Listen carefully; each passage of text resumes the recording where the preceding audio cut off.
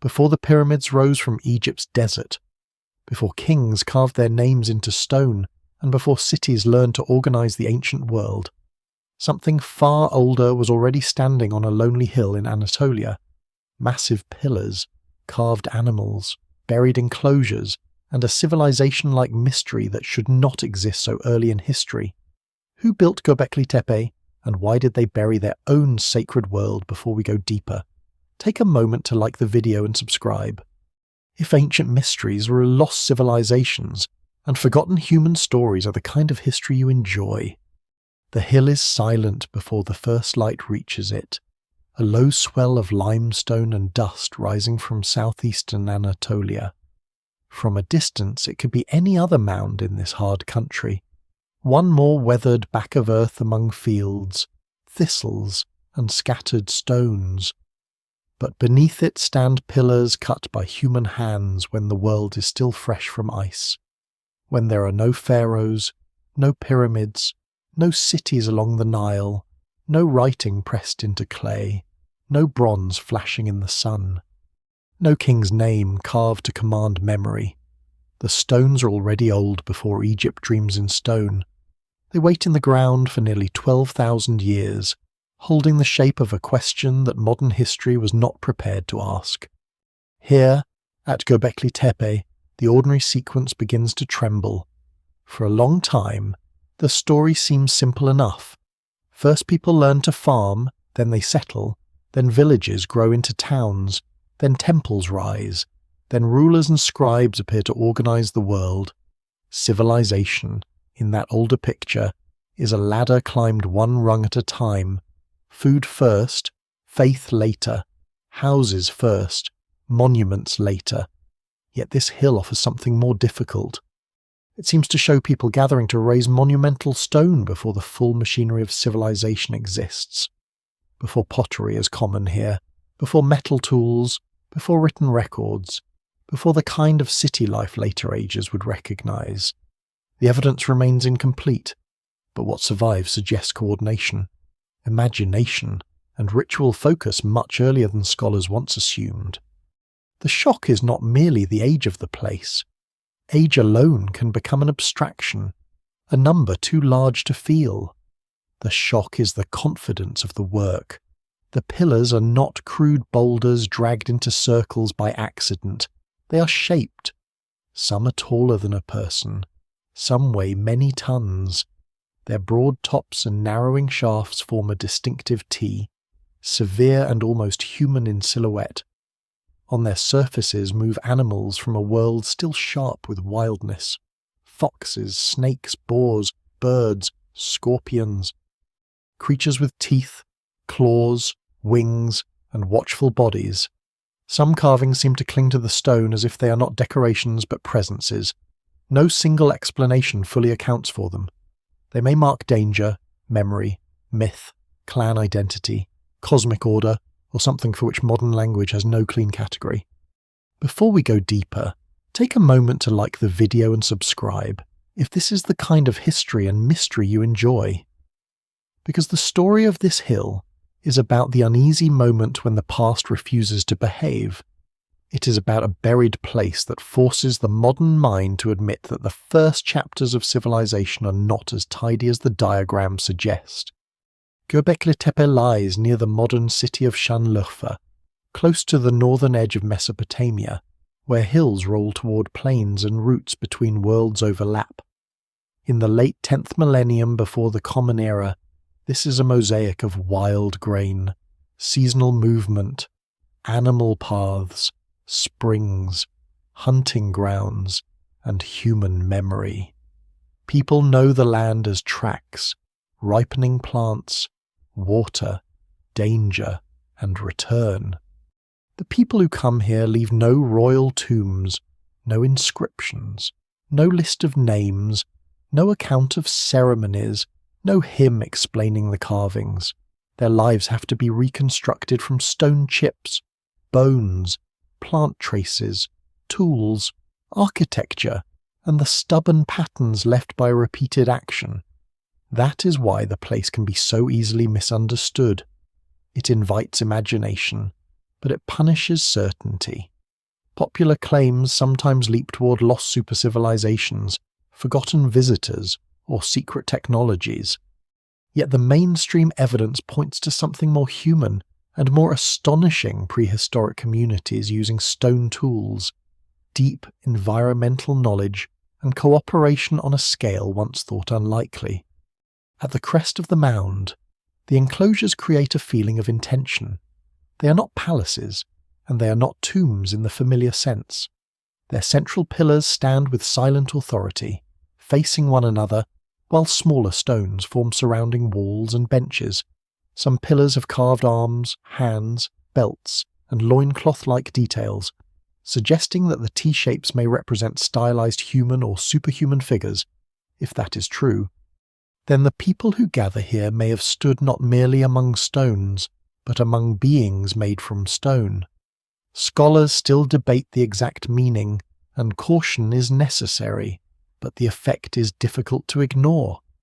Calling this place older than the pyramids helps and misleads at the same time. The Egyptian pyramids belong to a world of agriculture, monarchy, administration, theology, and written command. Göbekli Tepe is older by thousands of years and belongs to a different reality altogether. It shows something earlier, looser, harder to define: groups of people capable of coming together, shaping a hill, moving stone, carving animals, repeating ceremonies, and perhaps returning over generations. It is not impressive because it is bigger than Giza. It is impressive because it appears so early.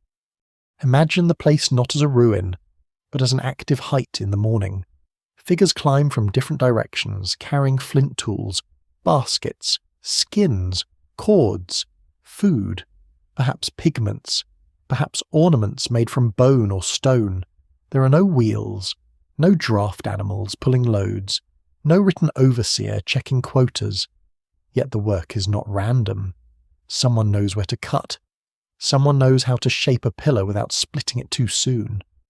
Someone knows how to organize hands around a weight that could kill the careless. Such knowledge may not belong to a king.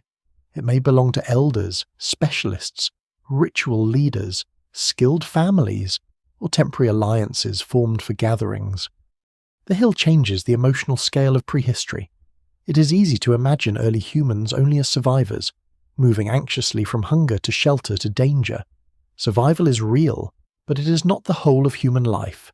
At Göbekli Tepe, the builders appear to invest energy in meaning beyond immediate necessity. They carve creatures they fear or honor. They create spaces that alter how bodies move and how eyes focus. They lift stone into forms that outlast them. In doing so, they reveal a mental world already layered with memory, symbolism, obligation, and perhaps awe. And still the mound keeps its restraint. It offers no founding legend, no explanation of why these particular animals mattered, no clear sign of whether the builders saw the place as sacred, social, ancestral, dangerous, or all of these at once. The mystery civilization older than the pyramids may not be a civilization in the later sense at all. It may be something earlier and more elusive: a threshold world, a human experiment in gathering, ritual, and memory before the age of kings. On that threshold, the old ladder of history begins to blur. The stones stand before the cities, and the question becomes larger than the hill. What kind of human world had to exist before hands could raise them? The world that gives birth to Göbekli Tepe is not a gentle one. It is a world waking from ice, but not waking evenly. Glaciers still haunt the north like vast white memories. Sea levels are lower than they will be in later ages. Coastlines lie in places now drowned beneath water. Plains stretch where seas will eventually spread. Valleys carry colder winds, and the map of human life is not the map familiar today. People move through landscapes that are changing within the span of generations, sometimes slowly enough to seem eternal, sometimes abruptly enough to unsettle everything a group thinks it knows about hunger, season, and return. For thousands of years before the great stone enclosures rise on the Anatolian hill, human communities have lived with the rhythms of the late Ice Age. They know migration routes. They know where animals gather, where flint can be found, where plants ripen, where winter is survivable, where water remains after dry months. Their knowledge is not primitive in any meaningful sense. It is precise, practical, and inherited, carried in memory rather than books. A single ridge, spring, or patch of wild grain can matter as much as a city gate will matter to later peoples. The evidence remains incomplete, yet archaeology increasingly shows that these hunter-gatherer worlds are not empty spaces waiting for civilization to arrive. They are already full of roots, territories, gatherings, exchange, memory, and rules. Then comes the unstable climate of the early post-Ice Age world. Around the end of the Pleistocene and the beginning of the Holocene, temperatures shift, rainfall patterns change, and habitats reorganize. One of the most important shocks is the Younger Dryas, a cold and dry interval that interrupts the broader warming trend. Its causes are still debated in detail, though most mainstream explanations involve disruptions to ocean circulation and climate systems rather than simple, dramatic single events. Whatever the precise mechanism, the result matters deeply to people on the ground. In parts of Southwest Asia, shifting climate affects wild cereals, grazing animals, woodland edges, and the seasonal abundance on which mobile communities depend. This is where the story becomes more human. Climate change is often described in charts, but for those living through it, it is not a line moving on a graph. It is the spring that fails earlier than expected. It is a familiar stand of grasses producing less grain. It is a herd appearing late, or not appearing at all. It is the need to travel farther, to meet neighbouring groups more often, to negotiate access, to remember older paths while testing new ones.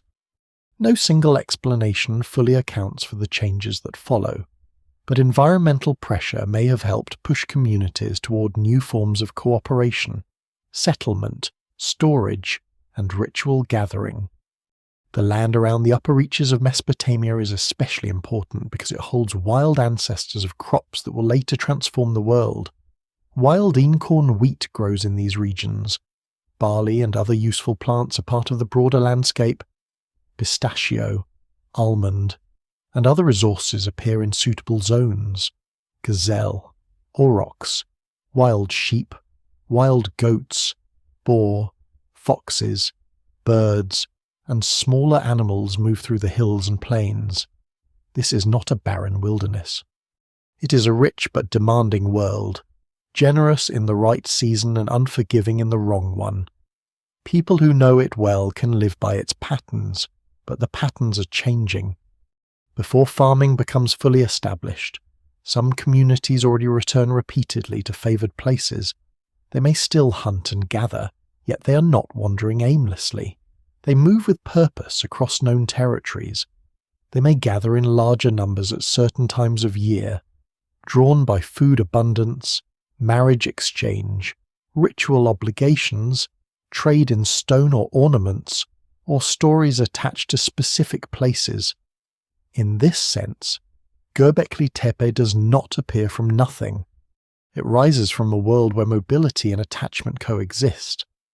A group may travel widely and still hold certain hills, springs, or burial places in deep memory. There is a lesser-known detail hidden in this shift. Some of the earliest signs of changing human life are not grand monuments, but tiny traces of repeated plant use, grinding stones, storage habits, and animal bones accumulated over time. A worn stone for processing grain can be as revealing as a carved pillar. It shows hands returning to the same task again and again. It suggests that wild cereals are becoming more than occasional foods. They are entering the structure of daily life.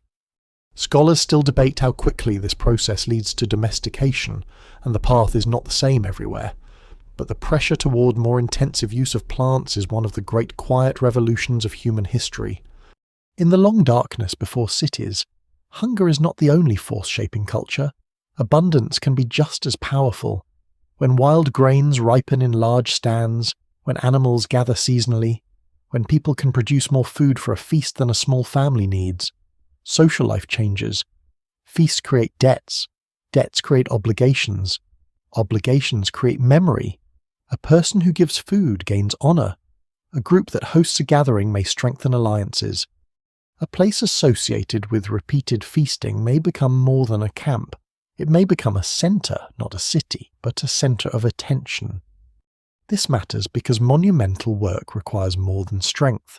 It requires people to show up. It requires them to agree, or at least to be persuaded, that cutting and raising stone is worth the risk and labor. Farming is not yet the obvious engine driving this effort. Instead, the engine may be social and symbolic. People may come to a place like Göbekli Tepe because it binds them together during a time when the world feels unstable. They may build not after they become settled, but partly in order to create a reason to gather, cooperate, compete, remember, and belong. The younger Dryas eventually gives way to a warmer Holocene climate, and in that opening, new possibilities spread. Plants become more dependable in some areas, groups linger longer, experiments in cultivation become more practical, animals are watched, hunted selectively, and eventually managed in ways that will lead to domestication. But the transition is messy. It is not a clean moment when hunters suddenly become farmers. For generations, people live between worlds. They harvest wild plants while testing cultivation. They hunt wild animals while changing their relationship with the land. They move, but not as far as before. They settle, but not always permanently. They remember older freedoms while building new obligations. Göbekli Tepe belongs to that in-between world. Its stones rise from the edge of transformation, when people are still close to the wild but already reshaping their social universe. The hill is not yet surrounded by the grain fields of later civilization, yet grain is already part of the story. It is not a city, yet it draws people together in ways that foreshadow urban life. It has no king, yet it reveals organization. It has no writing, yet it speaks through symbols. The world after ice is unstable, but instability can produce invention. Out of shifting seasons, wild grain, hunted animals, remembered paths, and the pressure to gather, the first great stone mystery begins to take form. For thousands of years, the hill keeps its secret by looking almost ordinary. It does not rise like a pyramid against the horizon. It does not display broken columns or fallen walls in the way later ruins often announce themselves. It sits as a rounded mound, a belly of earth and limestone on a high ridge, familiar to local farmers, crossed by weather, wind, and footsteps. Stones appear at the surface, but stones are common in this landscape. Flint fragments glitter under the sun. But flint too belongs to the long human past of the region. Nothing about the mound demands, at first glance, that the whole story of early monument building be reconsidered. This is one of the quiet lessons of archaeology. The past does not always hide in deep jungles or beneath dramatic desert sands. Sometimes it hides in plain sight, disguised as a field, a rise of ground, a place people walk over without knowing that beneath them are walls, carvings, and pillars older than the first dynasties of Egypt. Göbekli Tepe is not invisible, it is overlooked, and being overlooked is sometimes the strongest protection a ruin can have. In the 1960s, archaeologists surveying the region noticed the mound. They record it as a site, and they see signs of human activity. But the true nature of what lies below is not yet understood. The stones visible on the surface do not immediately reveal themselves as parts of great prehistoric enclosures. Some of the material appears disturbed, and the hill is not treated as the key to a lost ceremonial world. This early misreading is not foolish. It shows how deeply expectations shape discovery. At the time, monumental architecture of such age is not what scholars expect to find on that hill. If one does not believe a thing is likely to exist, it becomes harder to recognize it when only fragments are visible. Decades later, the mound draws the attention of Klaus Schmidt, a German archaeologist who has worked in the region and knows the importance of another site, Nevelachori, where T-shaped pillars had already appeared in a Neolithic context before the area was flooded by a modern dam reservoir. When Schmidt visits Göbekli Tepe in the 1990s, the surface tells him a different story from the one earlier observers had assumed. The flint tools, the limestone fragments, and the shape of certain stones suggest something very old, very large, and very strange. What survives in the record suggests that recognition came not from one spectacular object alone, but from the trained eye seeing a pattern where others had seen scattered remains. Excavations begin, and the hill slowly stops being a hill. Under the soil are walls. Under the walls are enclosures. Set within them are massive T-shaped pillars, some still upright, others broken, some decorated with animals carved in relief. The discovery does not arrive all at once like a door thrown open.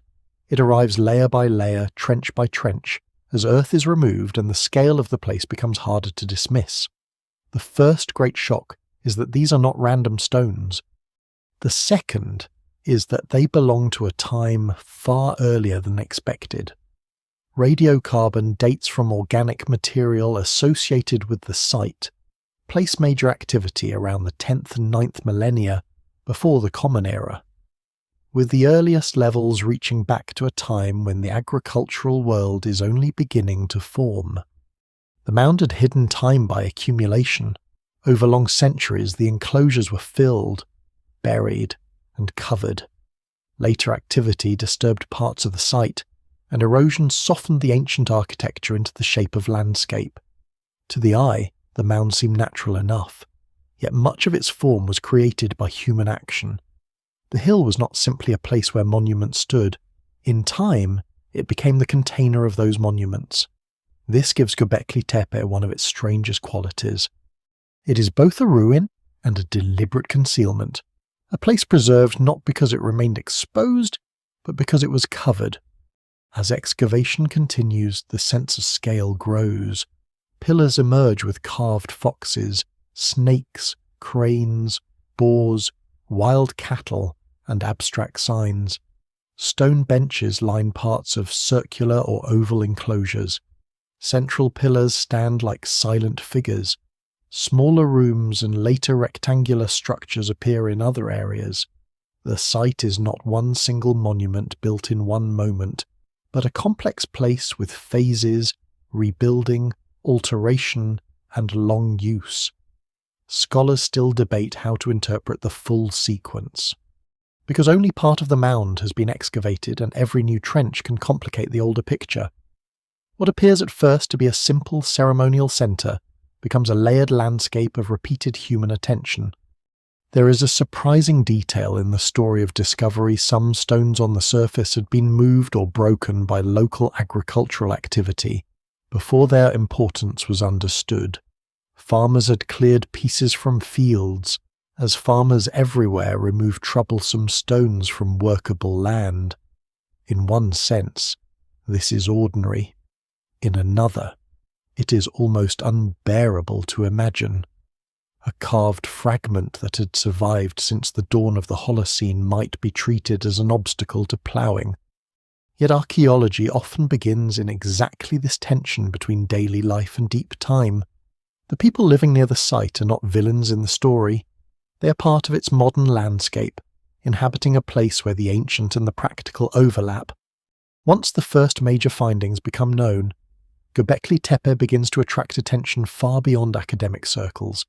It is called the world's oldest temple by many, though that label is convenient rather than final. It is described as older than Stonehenge, older than the pyramids, older than settled civilization as popularly imagined. Such comparisons help people feel the age of the place, but they can also flatten its meaning. Göbekli Tepe is not important, because it is a prehistoric version of later monuments. It is important because it belongs to a different social order, one that does not fit comfortably into the categories built from kings, cities, armies, and written archives.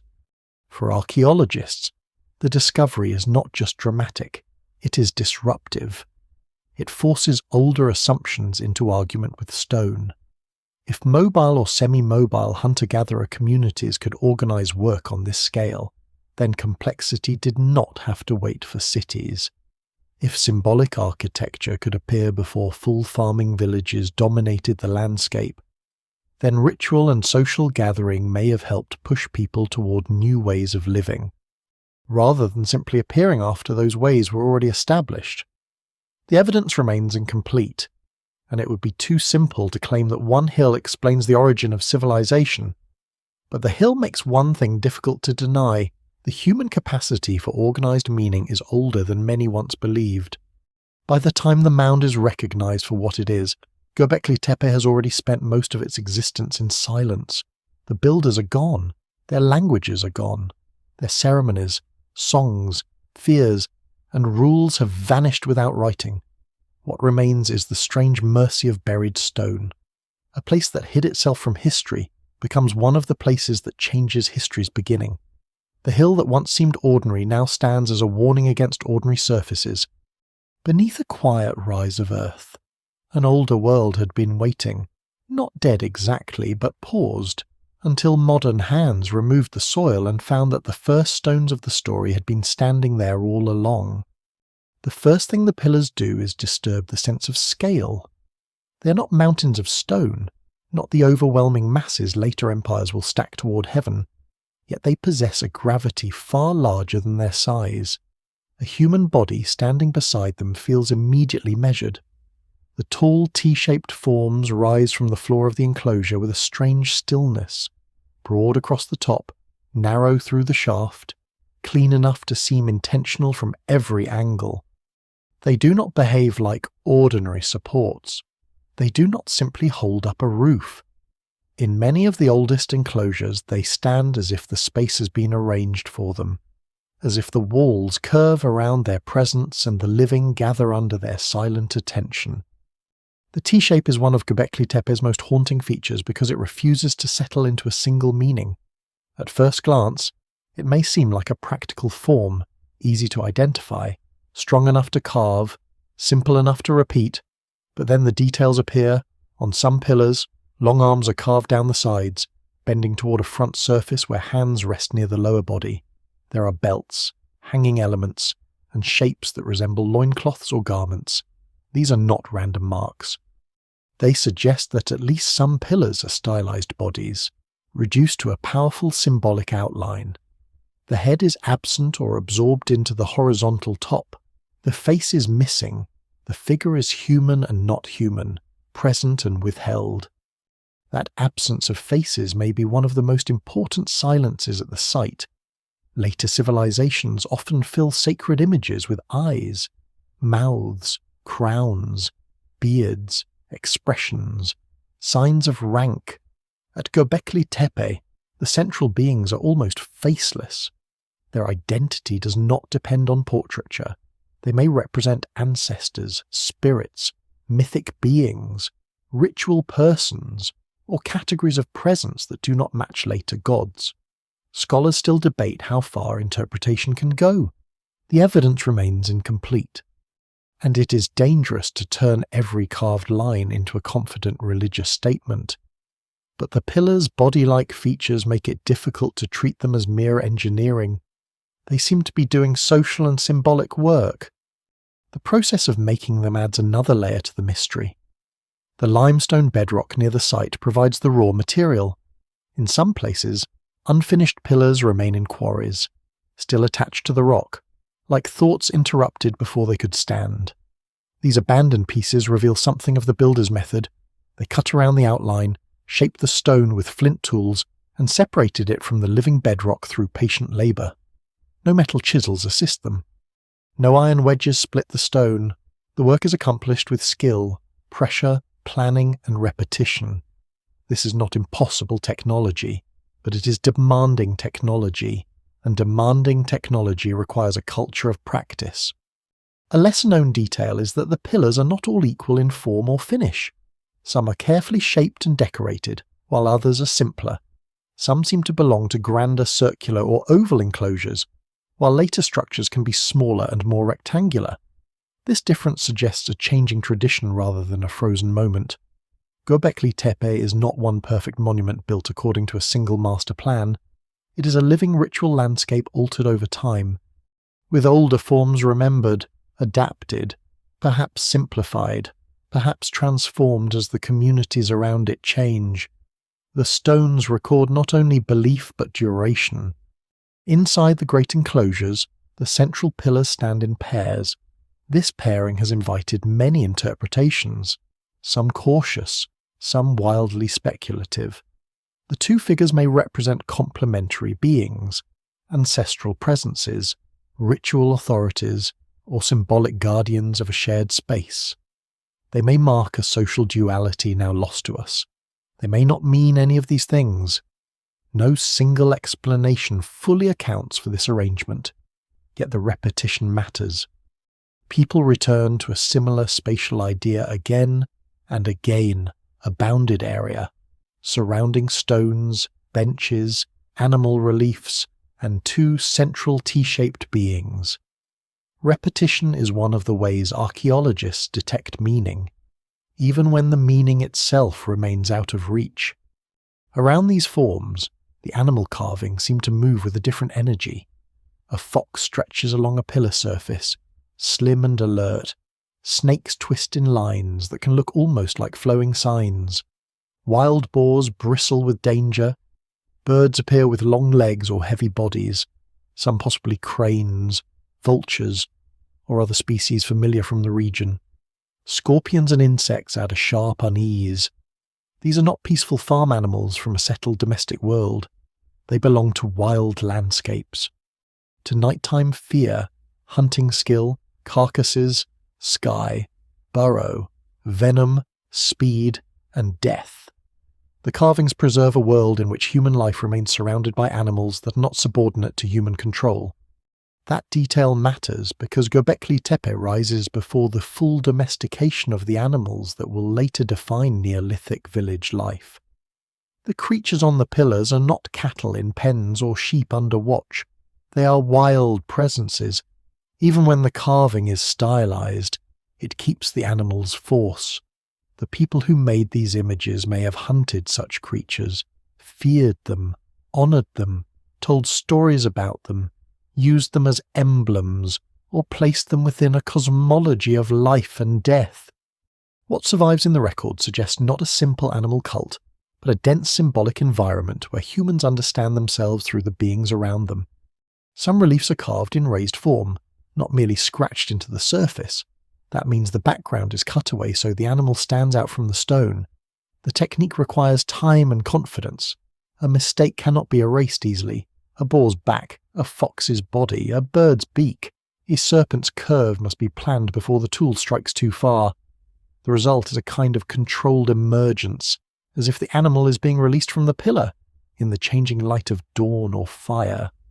Such carvings would not look flat. Shadows would gather beneath them. Edges would sharpen and soften. The stone would appear to hold motion. The enclosures themselves may have intensified that effect. Walls and benches create a contained arena of attention. People entering the space would not see a scattered outdoor gallery, but a structured environment where the eye is guided from one stone to another. Bodies sit, stand, turn, and look.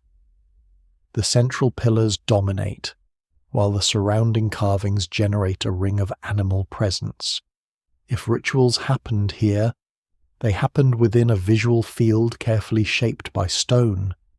Yet the exact rituals remain lost. Archaeology can recover arrangement, wear, fill, bones, tools, and carvings. But it cannot directly recover the emotional charge of a gathering, the rhythm of movement, or the silence before an offering. There is also a tension between the monumental and the intimate, from far away. The pillars are architecture. Up close, they are touch surfaces. A hand carving a belt line near the lower part of a pillar works at the scale of another hand. A snake relief may be no larger than something seen in the grass. A small sign may have mattered to only those who knew how to read it.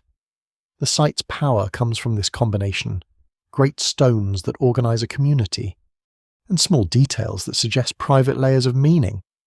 The pillars shaped like beings do not solve the mystery of Göbekli Tepe. They deepen it.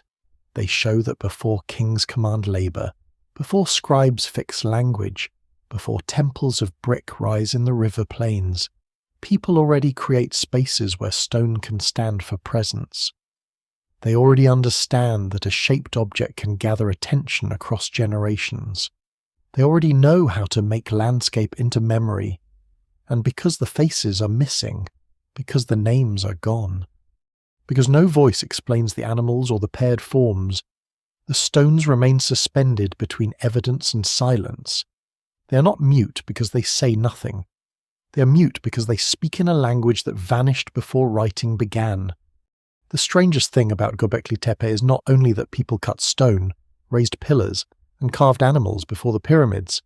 It is that they seem to have done so without the kind of world later history teaches us to expect behind such labour.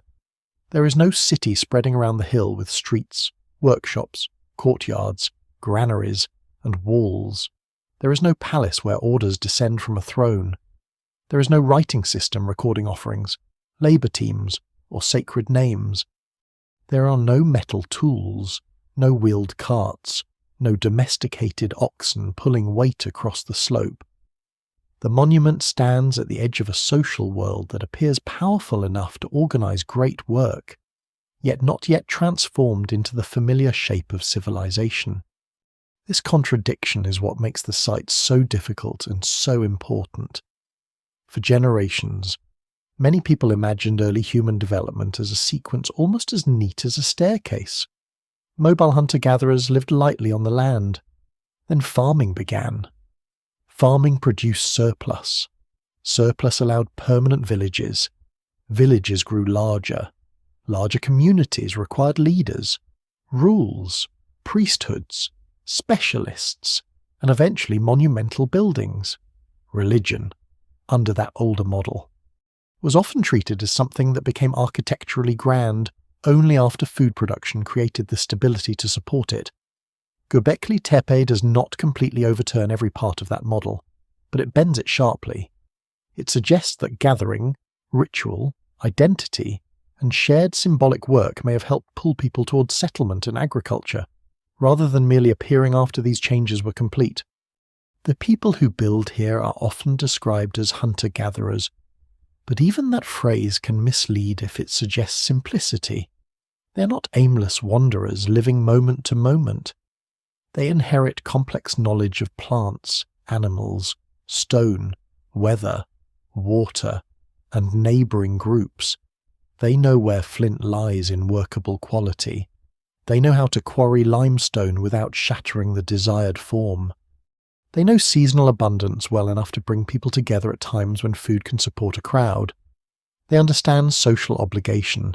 They may know distant groups by marriage, exchange, rivalry, or ritual partnership. What survives in the record suggests a world of movement, but movement does not mean disorder. Still, the absence of a city matters. A city leaves certain traces. It concentrates domestic debris hearths, floors, storage spaces, waste pits, tools broken in daily use, plant remains from meals, animal bones from kitchens, children's activity, repairs, sleeping areas, craft zones, and the slow clutter of ordinary life. At Göbekli Tepe, the evidence has long seemed more ceremonial than residential, though newer work in the wider region reminds scholars to be cautious. People may have lived nearby, or at times on parts of the mound, and the boundary between ritual and daily life may not have been as sharp as modern categories imply. The evidence remains incomplete, and the old image of a purely isolated temple used by distant visitors may be too simple. But even with that caution, the site does not look like a later city. It belongs to something earlier and stranger. This earlier world may have operated through temporary concentration rather than permanent mass settlement.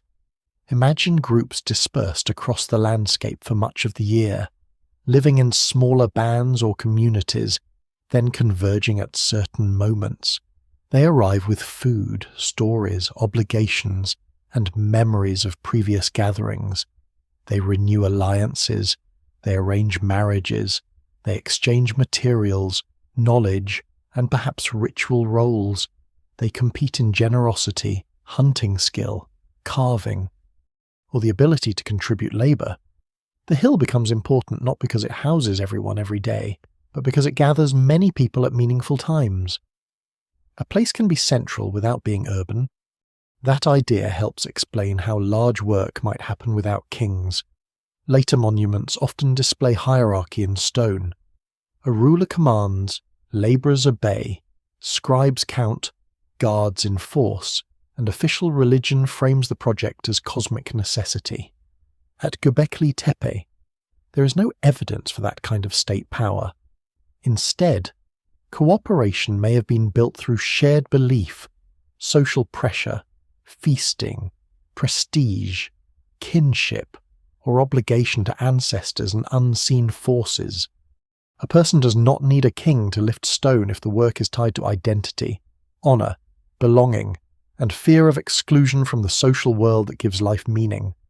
No single explanation fully accounts for the organisation, but command is not the only way humans build. There is a lesser-known human truth here. Small-scale societies can mobilise impressive labour when the occasion matters enough. Ethnographic comparisons must be used carefully, because no modern or recent society is a perfect window into the early Neolithic. Yet across human history, people without states have built earthworks, ritual spaces, megalithic arrangements, burial monuments, and meeting grounds through seasonal cooperation and shared obligation. The absence of bureaucracy does not mean the absence of planning. It means planning takes other forms. It lives in memory, leadership by persuasion, ritual authority, reputation, and repeated practice. The labour itself would have shaped society.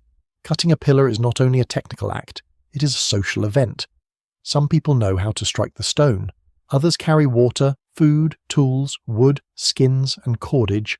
Others watch children, prepare meals, process grain, butcher animals, maintain fires, or sing remembered patterns of work.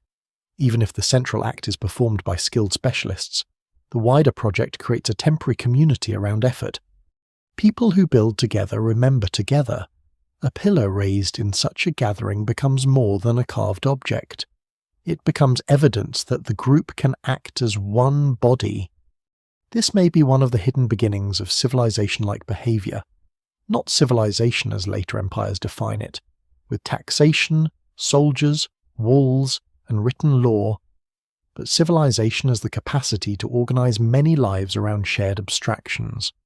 A stone pillar is an abstraction made heavy. It says that an idea, a memory, or a being no one can eat or wear is still worth days of labour. That is a profound shift. It means the human world has expanded beyond immediate survival into durable symbols. It means people are investing in places that outlast any single gathering. Yet the builders remain close to the wild. Their food world still depends heavily on hunting and gathering. Their symbolic world is filled with undomesticated animals. Their landscape is not divided into tidy fields and roads.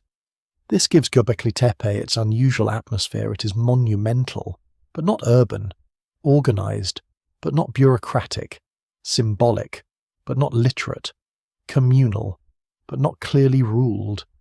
It is neither the old world of fully mobile foragers, nor the later world of farming villages and states. It stands in the charged space between them.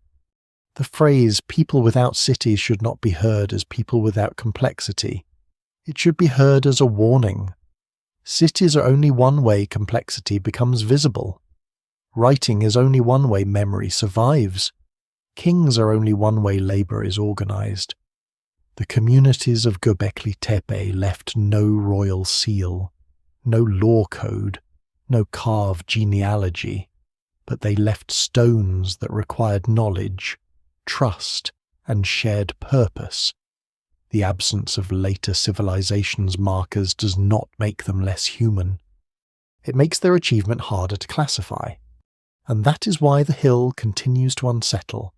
It asks whether civilization began not with walls, but with gatherings, not with kings, but with obligations, not with fields alone, but with places where people came together to face something larger than daily hunger. The stones do not prove a lost empire. They reveal something more subtle, a world capable of becoming complex before it becomes urban. A society that can raise monuments before it leaves the kinds of records historians usually depend upon. In that silence, the old story changes shape. The city is no longer the beginning of meaning. Meaning may have been one of the forces that helped call the city into being. A monument made of stone still depends on softer things. It depends on muscle, yes, and on tools, planning, and belief. But it also depends on food. No gathering of workers can last long on symbolism alone. People who quarry limestone, shape pillars, drag weight across rough ground, carve reliefs, build walls, and return to the same hill again and again must eat. They must drink. They must be hosted, persuaded, rewarded, or bound by obligations strong enough to make the effort worthwhile. Around Göbekli Tepe, the story of stone is therefore also a story of grain, meat, fire, and feasting under open skies. The evidence is not as dramatic as a carved fox or a pair of central pillars, but it is just as important. Archaeologists have found large quantities of animal bones at the site, many from wild species. Gazelle remains are especially prominent, along with bones of aurochs, wild boar, wild sheep, wild goats, birds, and other creatures from the surrounding landscape. These bones suggest repeated consumption on a significant scale. They do not prove every meal was ceremonial, and scholars still debate how to distinguish ordinary eating from ritual feasting in such ancient contexts. But the volume and setting of the remains point toward gatherings where food played a major role. This changes the way the hill feels. It is not only a silent place of stone beings and carved animals, it is also smoky, noisy, and alive. Fires burn near temporary work areas, meat roasts or boils, fat drips, bones crack, hides are scraped, tools are sharpened. People carry baskets of gathered plants and wild grain. Water must be brought, stored, and shared. The smell of cooked flesh mixes with dust, sweat, limestone powder, and the sharper scent of flint being worked. In the morning the hill may seem sacred and austere, but by afternoon it is also practical, crowded, and human. Wild cereals are central to this world. In the broader region, stands of wild wheat and barley offer seasonal abundance to people who know when and where to harvest them. Processing grain is laborious.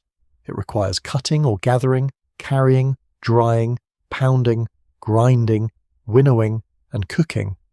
Grinding stones and related tools from early Neolithic sites show how much effort goes into turning hard seeds into edible food.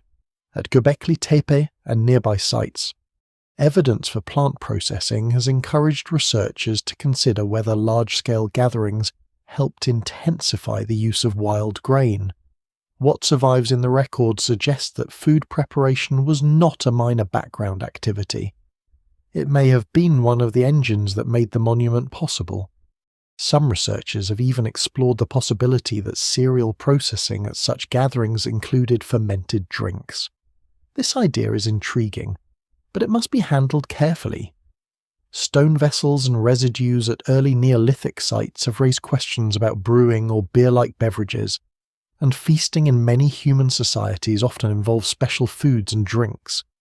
Yet the evidence remains incomplete, and it would be too confident to imagine a fixed scene of prehistoric beer ceremonies as fact. What can be said more safely is that wild grain was abundant enough, valued enough, and socially important enough to become part of large communal events. Whether eaten as porridge, bread-like preparations, roasted grain, or perhaps sometimes fermented, it helped turn landscape into hospitality. Feasts do something. Ordinary meals do not. An ordinary meal keeps a body alive. A feast creates memory. It marks an occasion. It displays generosity. It turns food into status, alliance, obligation, and identity. At a place like Göbekli Tepe, the people who provide food may gain prestige. The people who attend may owe labour or future hospitality. A successful gathering can make distant groups feel temporarily bound together. A failed gathering can expose weakness. No single explanation fully accounts for why the enclosures were built, but feasting offers a powerful bridge between practical needs and symbolic ambition. Imagine a group arriving after days of travel, carrying news from another valley. They find others already there, some from familiar communities, others less known but not entirely foreign. The hill becomes a meeting ground where people observe one another carefully. Who brings gazelle meat? Who brings worked flint? Who has ornaments of unusual stone? Who knows the old stories attached to a pillar? Who can organize young men to haul stone?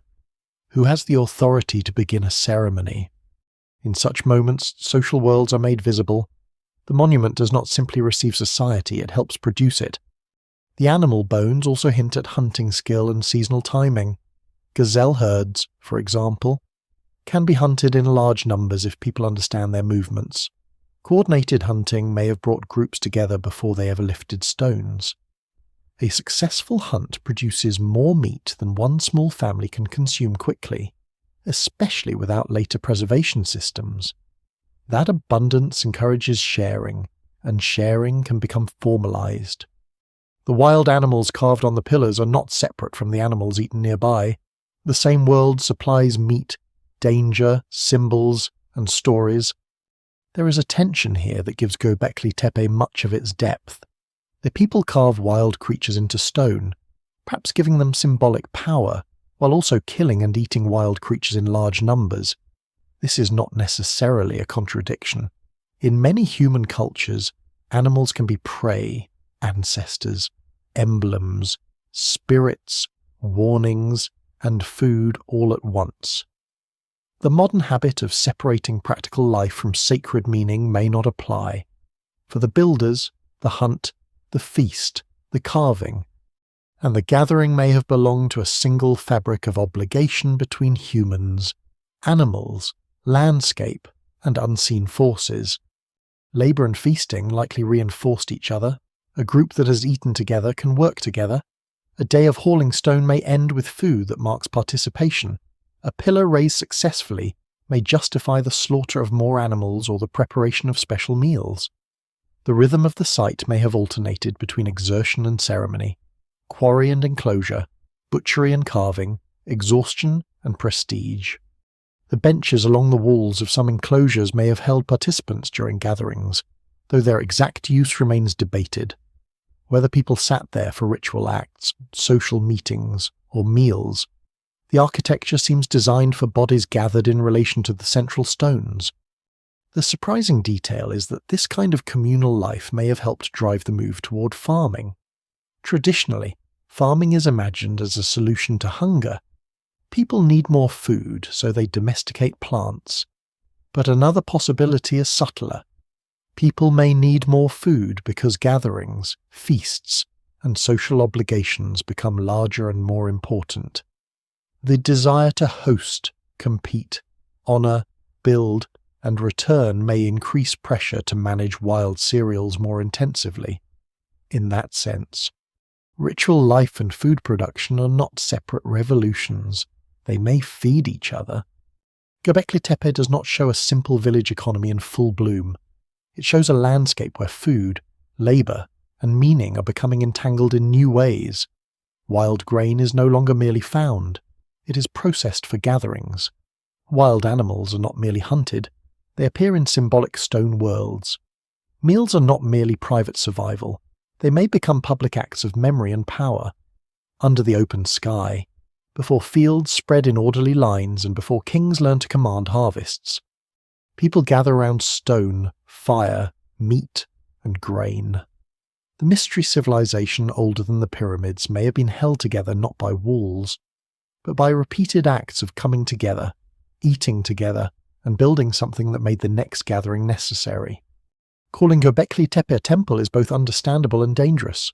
The word gives the mind something to hold. It suggests a sacred place, a centre of ceremony, a landscape where people approach powers beyond ordinary life. In that sense, the label feels almost unavoidable. The enclosures are not casual shelters. The great pillars are arranged with unmistakable intention. The carved animals are too charged to be dismissed as decoration. The labour invested in the hill seems to exceed ordinary need. Yet the word temple also carries baggage from later civilizations, from priesthoods, altars, gods with names, offerings recorded in writing, walls separating sacred specialists from the rest of society. Göbekli Tepe is older than those categories. It may be sacred, but it is not sacred in a way that can be easily translated into the language of Egypt, Mesopotamia, Greece, or Rome. This is why scholars still debate what kind of place it was. A temple is one possibility, especially if the central pillars represent powerful beings and the enclosures hosted repeated ceremonies. But it may also have been a meeting ground, a place where scattered groups gathered to renew alliances, exchange partners, share food, and perform rituals tied to animals, ancestors, death, or seasonal change. It may have been a memory place, preserving stories and identities in stone before writing existed. It may have been a kind of monumental arena where social groups displayed labour, generosity, and symbolic knowledge. Or it may have combined all of these roles in a way that modern language divides too sharply. The problem begins with the assumption that ancient places must fit into familiar boxes. A house is domestic, a temple is religious, a market is economic, a cemetery is funerary, a council place is political.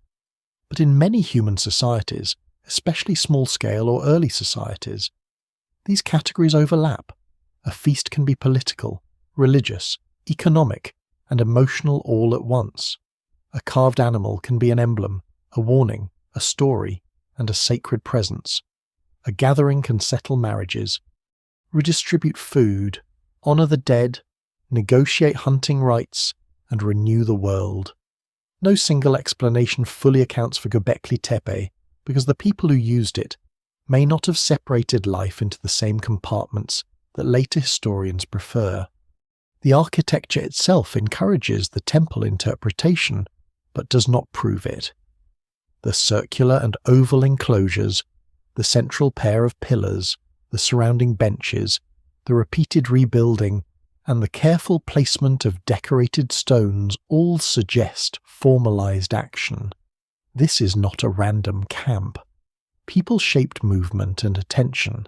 They created spaces where bodies gathered around a center. That center was not a hearth in the simple domestic sense, nor a storage pit, nor a sleeping floor. It was occupied by stone figures. Such a design strongly implies ceremony, yet ceremony is broader than worship. It can include initiation, mourning, alliance-making, storytelling, seasonal gathering, conflict resolution, or the marking of group identity. The absence of clear domestic remains in the oldest monumental enclosures once seemed to strengthen the idea of a purely ritual centre. If people did not live there in ordinary ways, perhaps they came only for special occasions. But the evidence remains incomplete, and newer research across the wider Tashtepela region complicates the picture. Early Neolithic life may not have made the same sharp distinction between ritual and settlement that later urban societies do. Some nearby sites show monumental and domestic elements close together. Even at Göbekli Tepe, later structures and activity areas suggest a more complex history than a single isolated sanctuary. The hill may have changed over time, beginning with large communal enclosures and gradually becoming part of more settled lifeways. There is a quiet but important detail in this debate: the site was not built once and then simply used unchanged. Enclosures were constructed, modified, filled, and replaced. Some pillars were reused or incorporated into later building phases. Smaller rectangular structures appear after the great circular ones. This sequence suggests that the meaning of the place may have shifted as the world around it shifted. A location that begins as a gathering place for mobile groups might later become tied to more settled communities. A ritual centre might become a memory of a ritual centre. A sacred hill might remain important even as the practices that created it evolve or fade. The word temple also implies specialists. Were there priests at Göbekli Tepe? The honest answer is that no one knows. There may have been ritual leaders, skilled carvers, elders, hunters with ceremonial roles, or people who held special knowledge of stories and symbols. There may have been individuals who knew when gatherings should occur, which animals mattered, which stones needed carving, which acts were forbidden, and which memories belonged to which enclosure. But calling them priests may impose later institutions onto an earlier world. What survives in the record suggests specialized knowledge, but not necessarily a formal priesthood. Authority may have been temporary, situational, earned through age, skill, ancestry, or charisma rather than fixed office.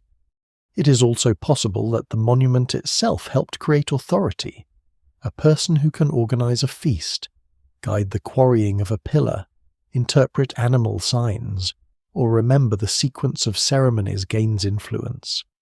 At a place like Göbekli Tepe, influence might not come from owning land, because farming is not yet dominant in the later sense. It might come from coordinating people around meaning. The ability to gather bodies and attention may have been one of the earliest forms of power. This does not mean tyranny. It means that shared belief and shared labour can produce leaders long before palaces appear. Popular imagination often wants Göbekli Tepe to be more than human, because its early date seems to violate expectation. But the most compelling mystery is not that unknown outsiders must have taught people how to build. It is that ordinary prehistoric humans were extraordinary enough without that invention. Disputed claims about lost advanced civilizations or impossible technologies usually rest on underestimating hunter-gatherer intelligence and social complexity. The mainstream evidence points instead to communities with deep knowledge, strong traditions, and the capacity to cooperate around symbolic worlds. That is more grounded, and in many ways more profound. Perhaps the best way to understand Göbekli Tepe is as a place of concentration. It concentrates labour into stone. It concentrates animals into images. It concentrates memory into repeated forms. It concentrates people who may have otherwise lived across a broad landscape. Whether it is called a temple, sanctuary, meeting ground, ritual centre, or memory place, its power lies in gathering. The hill takes separate lives and draws them into one charged space. It turns movement into return. It turns return into obligation. It turns obligation into architecture. So the question may not be whether Göbekli Tepe was a temple or something stranger. It may be that the strangeness comes from the fact that it is earlier than the words used to classify it. It belongs to a time when religion, society, food, memory, power, and landscape are still tightly woven together. The people who stood among the pillars may not have thought they were entering a temple in any later sense. They may have thought they were entering the place where their world became visible. The people who raised the stones remain almost completely hidden behind their work. Later civilizations often leave behind the faces of rulers, the names of builders, the boasts of kings, the accounts of victories, the prayers of priests, the complaints of merchants, and the small administrative records that accidentally preserve ordinary life. At Göbekli Tepe, there is no such voice. The builders do not tell us what they call themselves. They do not record the names of their dead, the routes of their journeys, the meanings of their animals, or the reasons they choose this hill over another. They stand at the edge of history without crossing into writing, and so they survive as traces flakes of flint, shaped limestone, bones broken for marrow, grinding stones worn by use, carved bodies without faces. Yet hidden does not mean unknowable. Their world can be approached through the stubborn physical facts they leave behind. They are people of stone tools, but that phrase should not suggest crude limitation. Flint is not a poor substitute for metal when handled by experts. A sharp flint blade can cut with remarkable precision.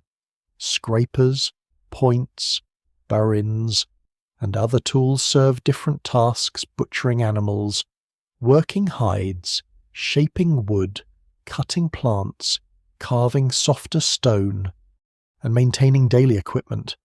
These tools are not random objects scattered around a camp. They are part of a skilled technological tradition learned by watching, practicing, failing, and trying again until the hand knows how the stone will break before the blow lands. Their knowledge of limestone is just as important. To carve a pillar, one must understand the bedrock as a living problem. Strike too hard, and the piece may fracture. Cut too shallow, and it will not separate. Misjudge a flaw, and days of work are lost. The unfinished pillars near the site show that mistakes or changes in plan did happen. Some pieces remain trapped in the quarry, abandoned before completion. This is a lesser-known but revealing detail. The builders were not magical masters who never failed. They experimented, adjusted, and sometimes left behind unfinished ambitions. Their achievement becomes more human, not less impressive, because it includes difficulty. They likely work in groups whose organization is flexible but real. A small number of skilled people may guide the quarrying and carving, while others provide the supporting labor that makes specialized work possible. Someone brings food, someone fetches water, someone repairs tools, someone watches for danger, someone carries stone chips away from the work area, someone knows which route down the slope can bear a heavy pillar. Someone remembers how the last pillar was moved and what nearly went wrong. The evidence remains incomplete, but the scale of the site suggests repeated cooperation across time, not a single burst of effort. Their clothing and bodies leave only faint impressions. They probably wear garments made from hides, woven plant fibers, or other organic materials that rarely survive. Ornaments made from stone, bone, shell, or beads may mark identity, age, skill, or connection to distant places. Their hands are calloused, their feet no rough ground. Their bodies carry the strains of walking, lifting, grinding, hunting, and processing food. Life is physically demanding, but it is not shapeless misery. There is skill in every routine: making fire, preparing skins, tracking animals, recognizing edible plants, reading weather, finding shade, avoiding snakes, choosing stone, and remembering where water remains when heat hardens the land. Their fears are also practical and symbolic at once. A wild boar is meat, but also danger. A snake is a creature in the grass, but perhaps also a sign. A vulture is a bird of the sky, but also a visitor to death. A scorpion can kill or terrify, and its carved image may carry more than one meaning. The animal world around them is not scenery. It presses close. It watches from scrub and rock. It moves at night. It tears flesh, steals food, poisons blood, circles above the dead, and supplies the body with protein, hide, bone, sinew, and story. What survives in the record suggests a society that does not separate the useful from the uncanny. Their beliefs cannot be reconstructed as a system. There is no scripture, no myth preserved in later language, no priestly explanation. Still, the stones indicate that the builders live in a world thick with meaning. A hill can be chosen. A pillar can become a being. An animal can be carved in a place where many eyes will see it. A gathering can require repeated return. These acts suggest memory and obligation beyond ordinary camp life. Scholars still debate whether the central figures represent ancestors, spirits, mythic persons, or some other form of presence, but the people who made them clearly invest the human-shaped stones with unusual importance. Their social networks may stretch farther than the hill itself. Materials, styles, and shared symbolic forms across the wider region point to contact among communities. People do not live as sealed bands cut off from one another. They meet, exchange, copy, compete, marry, and remember. A carving style can travel, a ritual idea can travel, a skilled flintworker can travel, a story attached to a fox or snake, or bird can move from one valley to another and change along the way. The wider landscape is not empty space between settlements. It is a web of paths. Children almost certainly see this world too, though they are nearly invisible archaeologically. They watch adults shape tools, grind grain, carry bundles, and approach the great stones. They hear stories whose words are now lost. They learn which animals to fear, which plants to gather, which people belong to their group, and which strangers can become allies.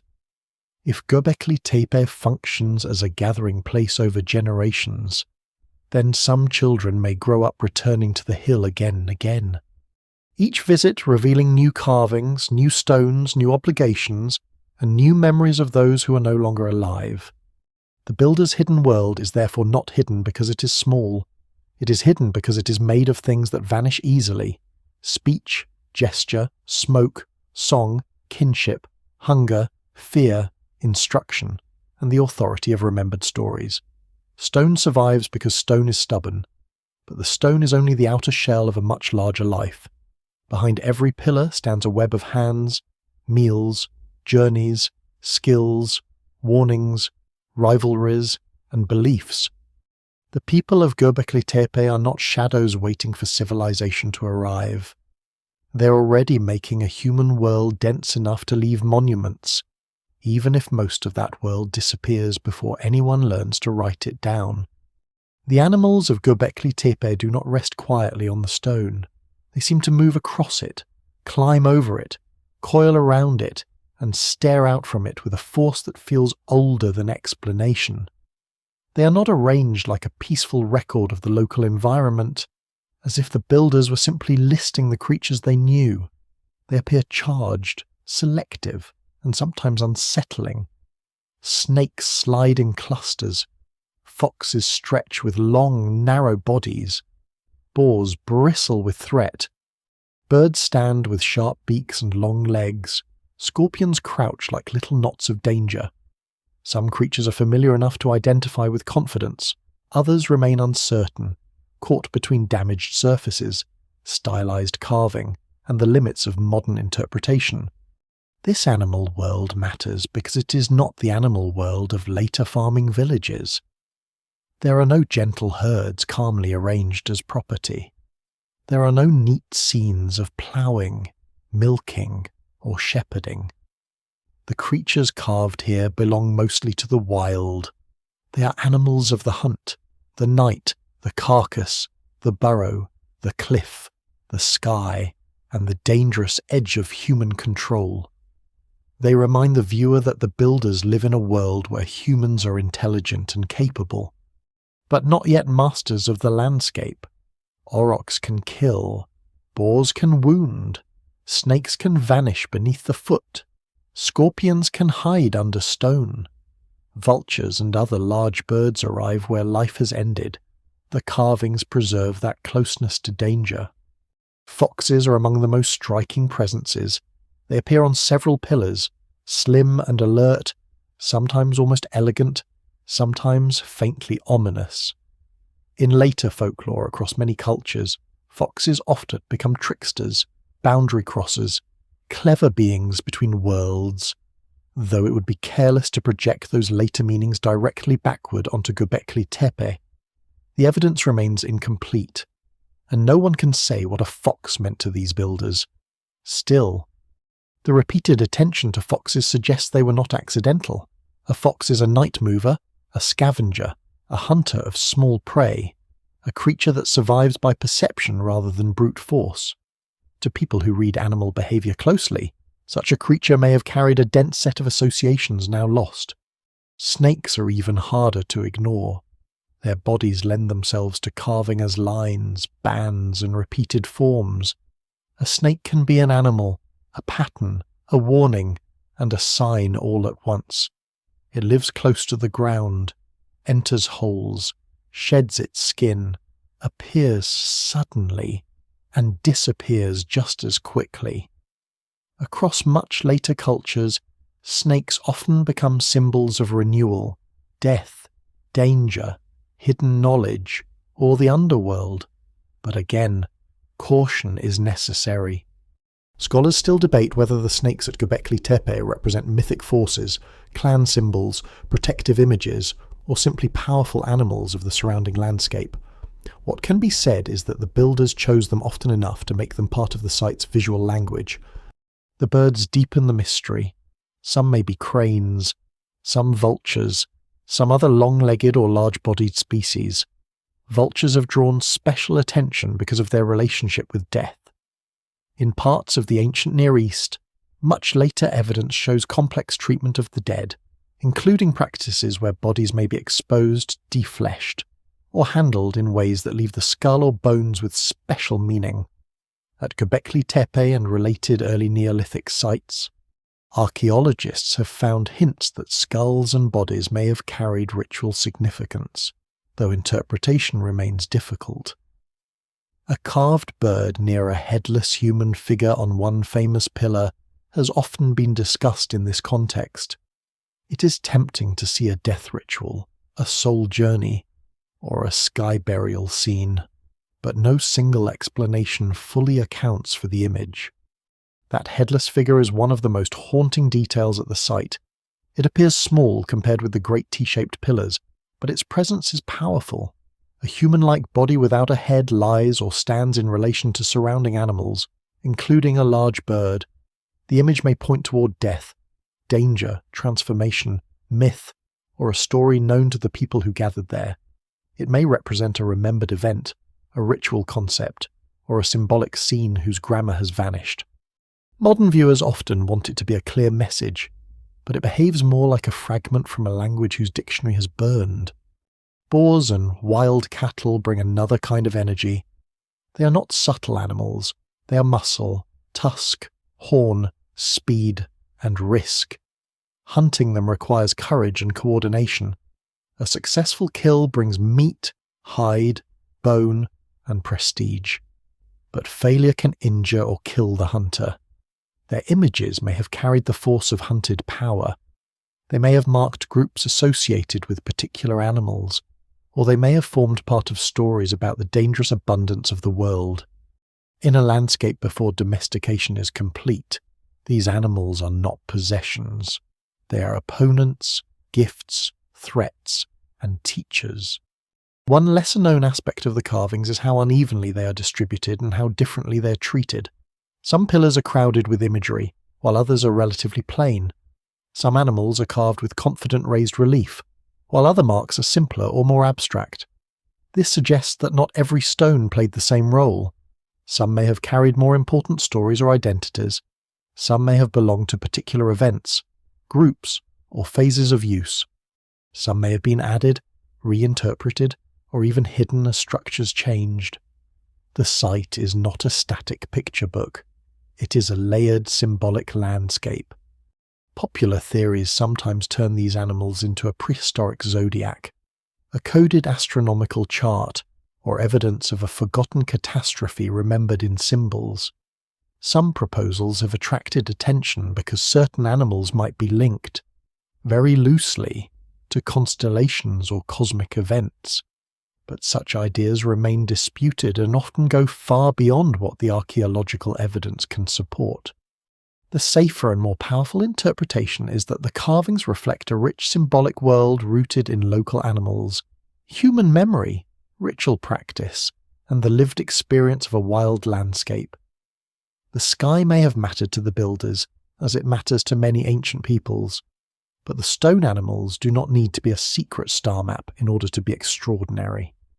The carvings of teeth and wings reveal people thinking with animals. They show a society that sees the non-human world not as background but as a language of power. The animals may mark danger, identity, death, season, territory, myth, or relationship. They may do several of these things at once. Their meaning has not survived in words, but their selection and repetition show that the builders are making order out of the living world around them. On the pillars, the wild does not disappear before civilization. It enters the first monuments.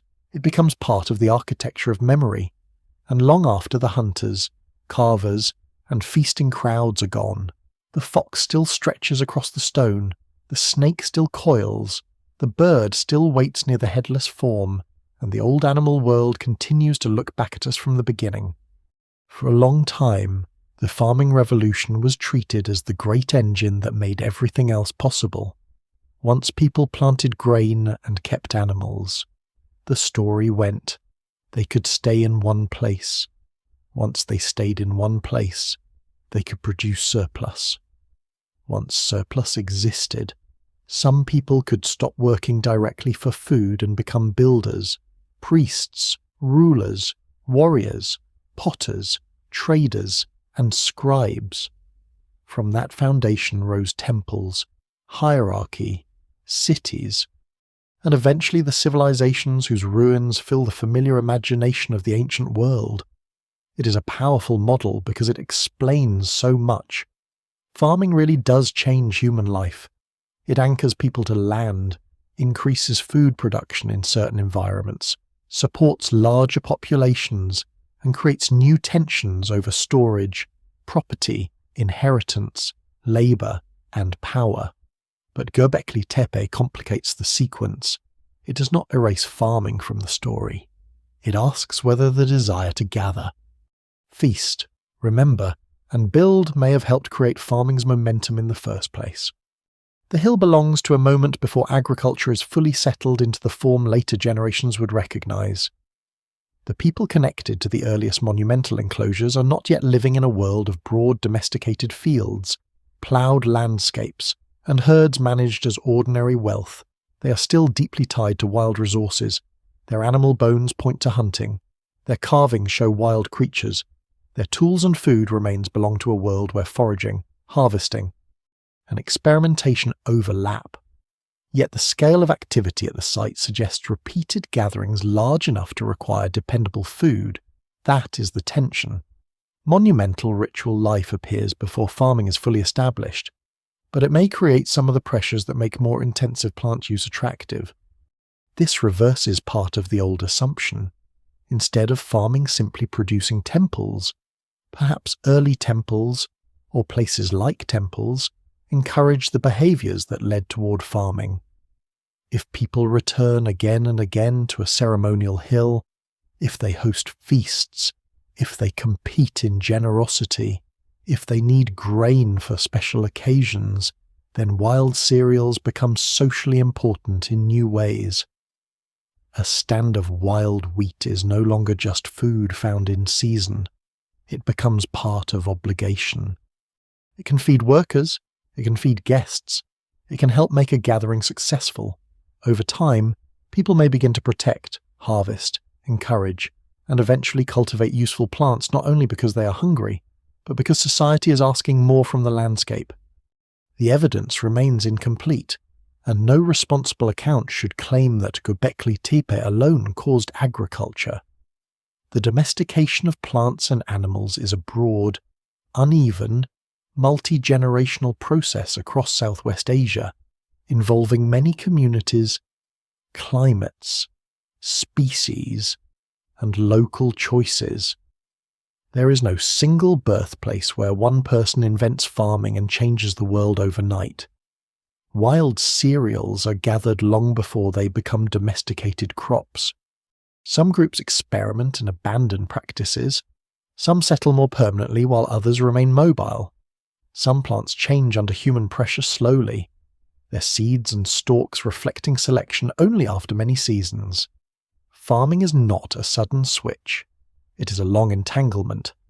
Still, Göbekli Tepe sits inside that entanglement in a way that changes the emotional meaning of the agricultural revolution. Farming is often imagined as practical before it is symbolic, as if people simply calculate calories and choose the most efficient path. But early farming is not obviously easier than foraging in a rich landscape. Cultivation can demand more labour, narrow diets, increase vulnerability to crop failure, and tie people to places where disease and conflict may become more intense. No single explanation fully accounts for why people accept those costs. Social reasons may have mattered, ritual reasons may have mattered, The need to maintain gatherings, feed alliances, and support communal projects may have made the hard work of managing plants more compelling. A lesser-known detail in this wider transition is that domestication leaves physical marks in plants only gradually. Wild wheat and barley disperse their seeds naturally. Domesticated forms tend to hold seeds in ways useful for harvest. But those changes do not appear the instant humans begin using plants more intensively.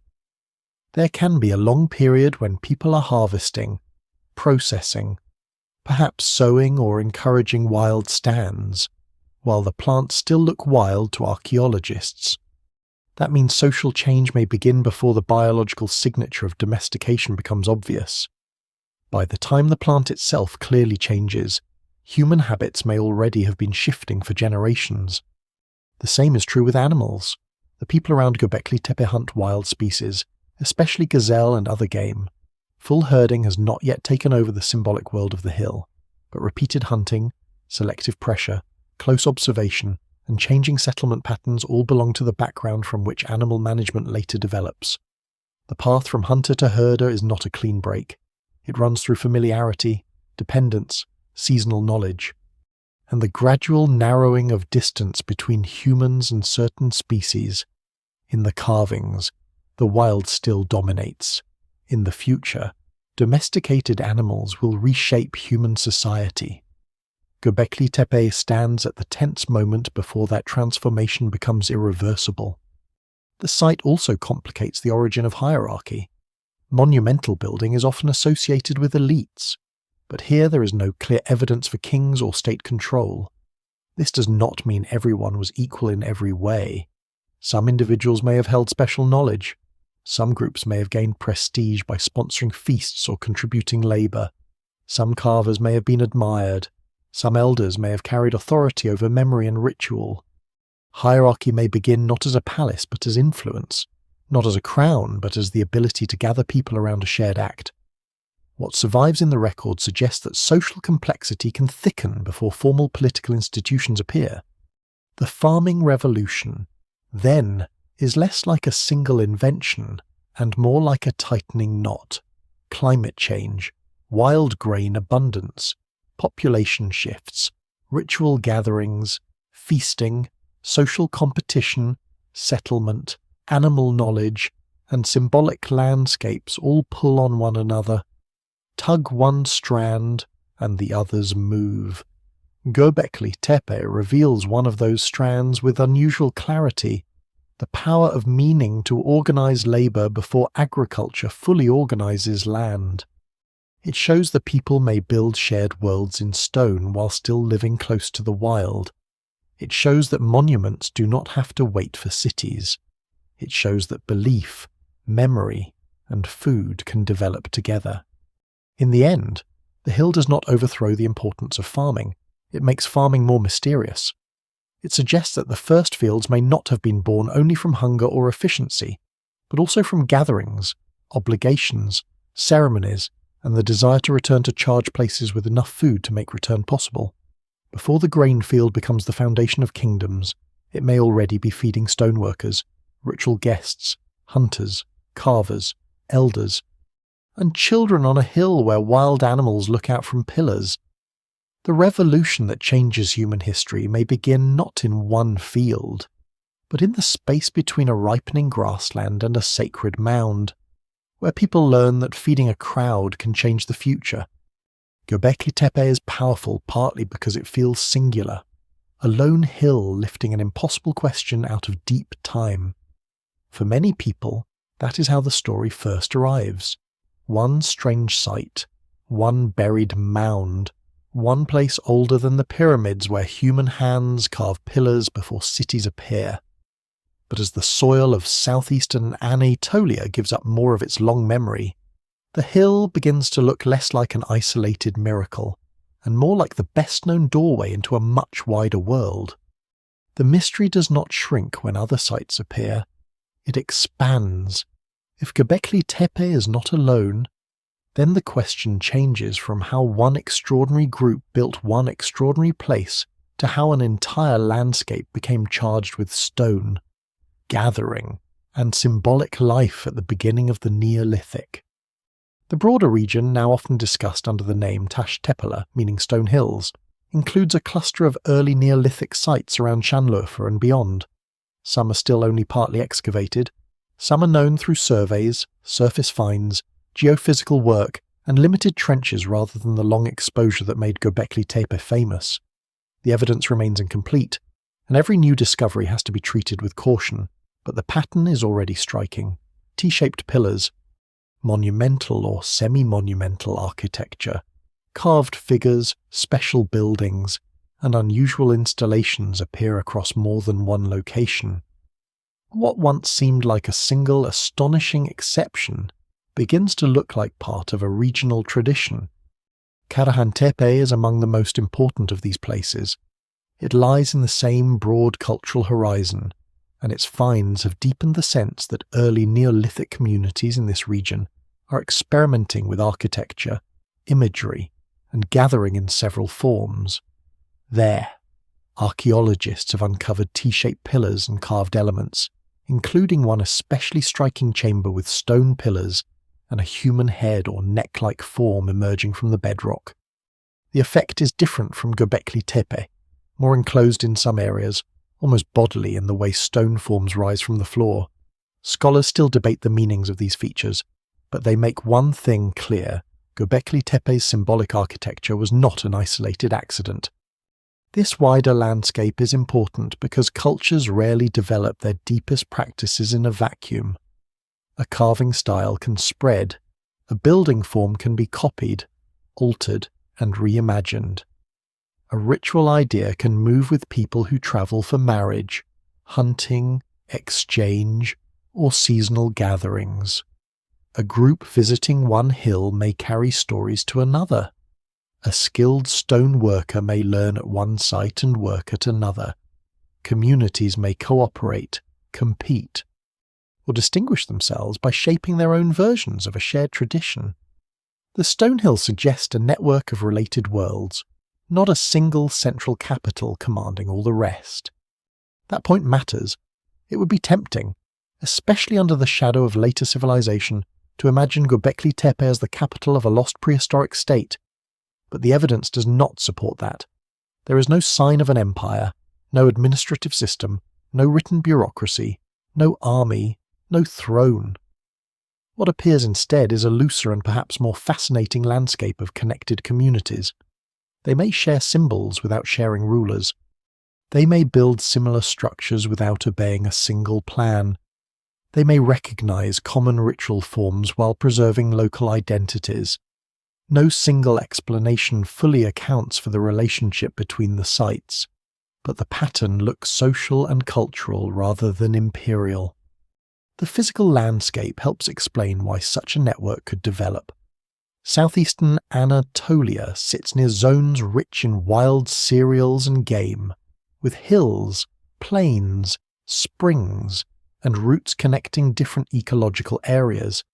People moving through this region can encounter varied resources within reachable distances. A community might hunt in one area, harvest plants in another, gather stone elsewhere, and meet allied groups at a prominent hill.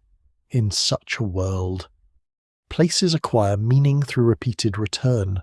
A mound, ridge, quarry, spring, or enclosure can become a node in a map remembered through stories and paths rather than drawn lines. A lesser-known but crucial detail is that some of these sites show their own architectural personalities. They are not simply copies of Göbekli Tepe.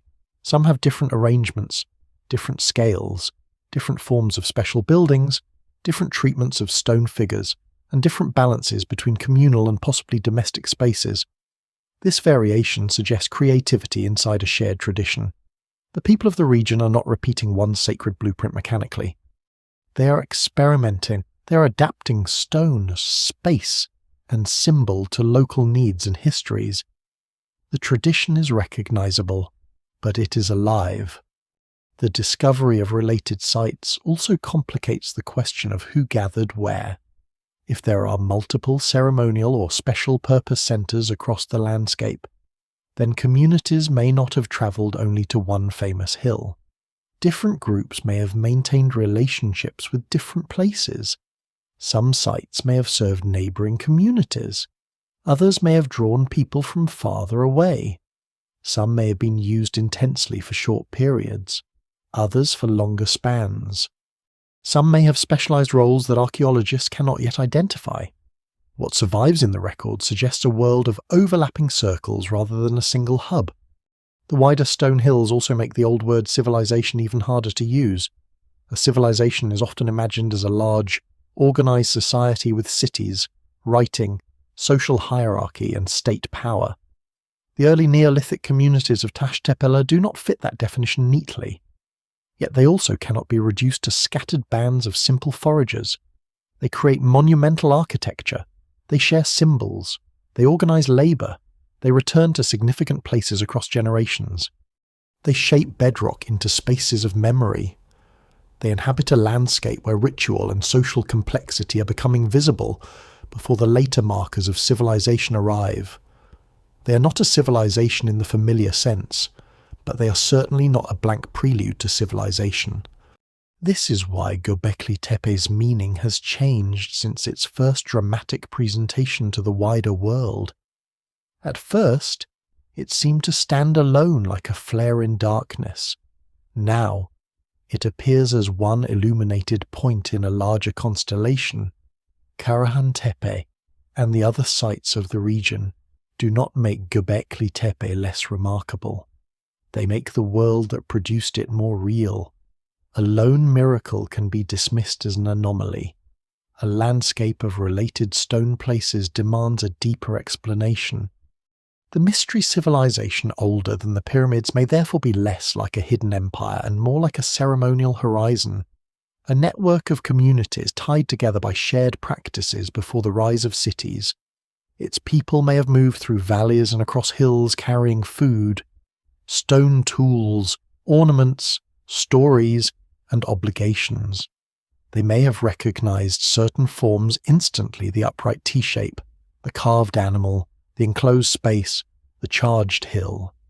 Each place may have held its own memory, but together they suggest a regional imagination strong enough to leave stone marks across the land. As the story widens, the hill no longer stands alone at dawn. It becomes one among many heights, each with its own buried silence, each part of a world still only partly uncovered, beneath fields, ridges, and quiet slopes.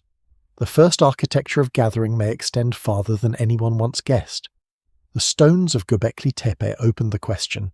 The wider landscape refuses to let it close. One of the strangest facts about Göbekli Tepe is that its great enclosures did not simply collapse and remain open to the weather. They were covered.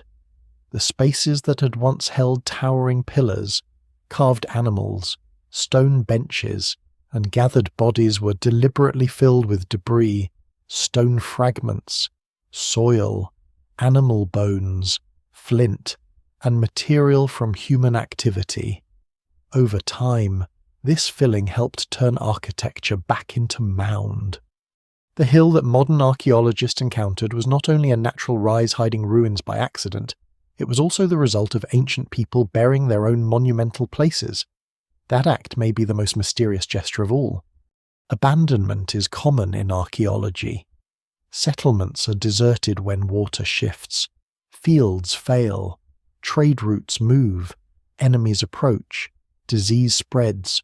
Or new opportunities pull people elsewhere. Buildings fall when roofs rot. Walls crack.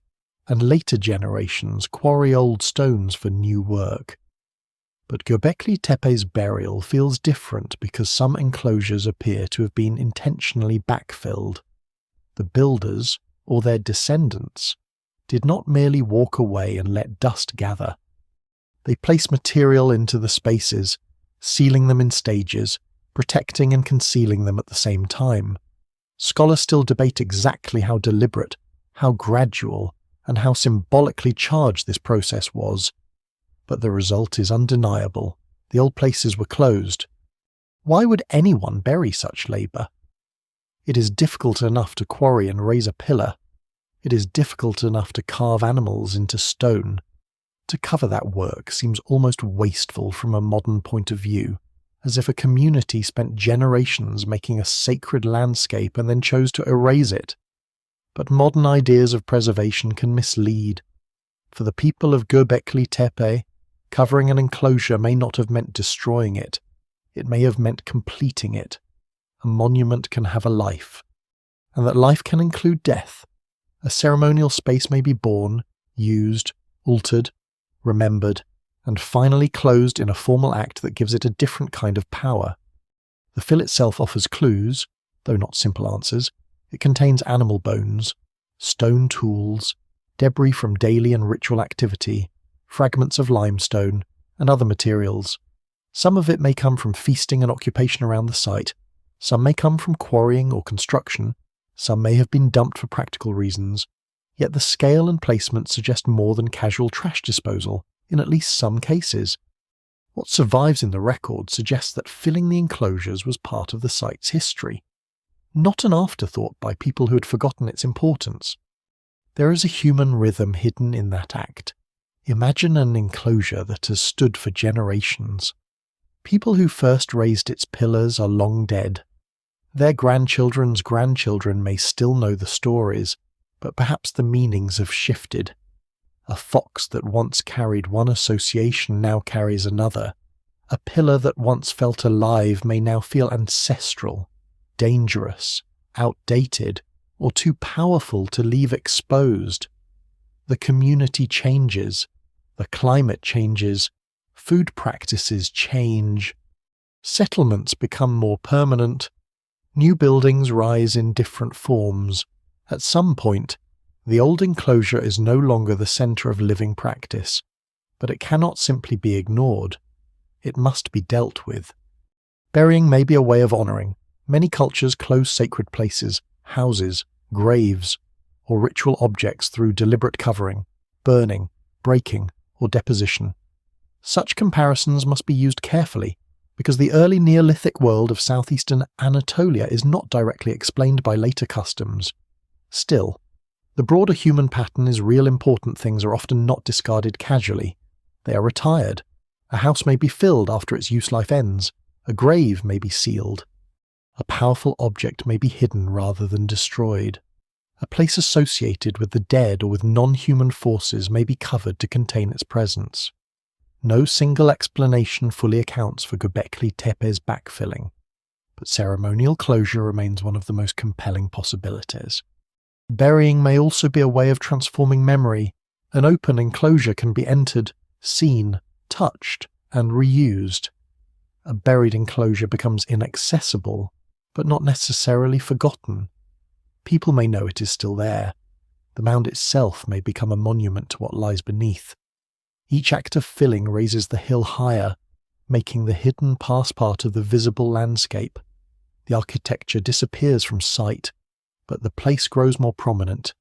In that sense, burial is not erasure. It is a change in how memory is stored. There may also have been practical reasons.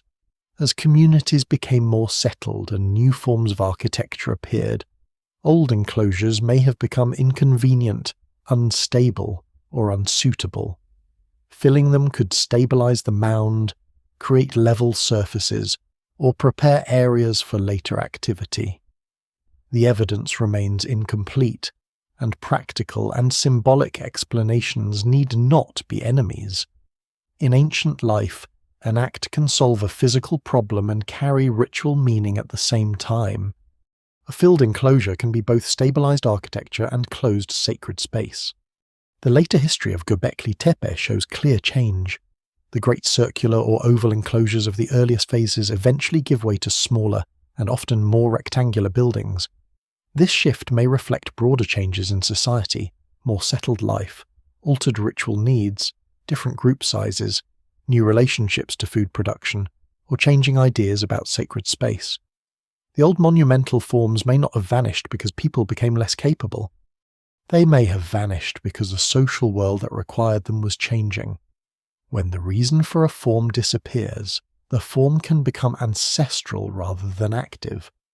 A lesser-known detail is that the burial helped preserve what might otherwise have been lost. Exposed limestone weathers, reliefs break. Later people reuse stone, wind, rain, roots, animals, and human hands wear ruins down. By filling the enclosures, ancient people unintentionally protected many carvings and walls from destruction. The very act that hid Göbekli Tepe from the world also carried it across 11 millennia. The mystery survives because it was covered. Still, the emotional force of the burial remains. It suggests a community capable not only of building but of ending. That is a more complex form of relationship with place. The people of Göbekli Tepe did not treat the hill as a timeless monument frozen in its first meaning. They altered it, renewed it, closed parts of it, and built again. The sacred, if sacred is the right word, was not static. It lived through use, memory, and transformation. So the question of why they buried a sacred place may have no single answer, because the burial itself may have carried many meanings. It may have honoured the old stones, it may have contained dangerous power, it may have marked the end of ceremonies whose stories were fading, it may have prepared the mound for new practices, it may have turned visible architecture into hidden ancestry. What remains is the gesture hands that once lifted stone later returned with rubble, bones, soil, and fragments, slowly closing the spaces where their world had gathered. Beneath the mound, the pillars did not fall into silence by accident. They were given to the earth. Every powerful discovery attracts explanations, and Göbekli Tepe attracts them with unusual force because it stands at a place where old certainties fail.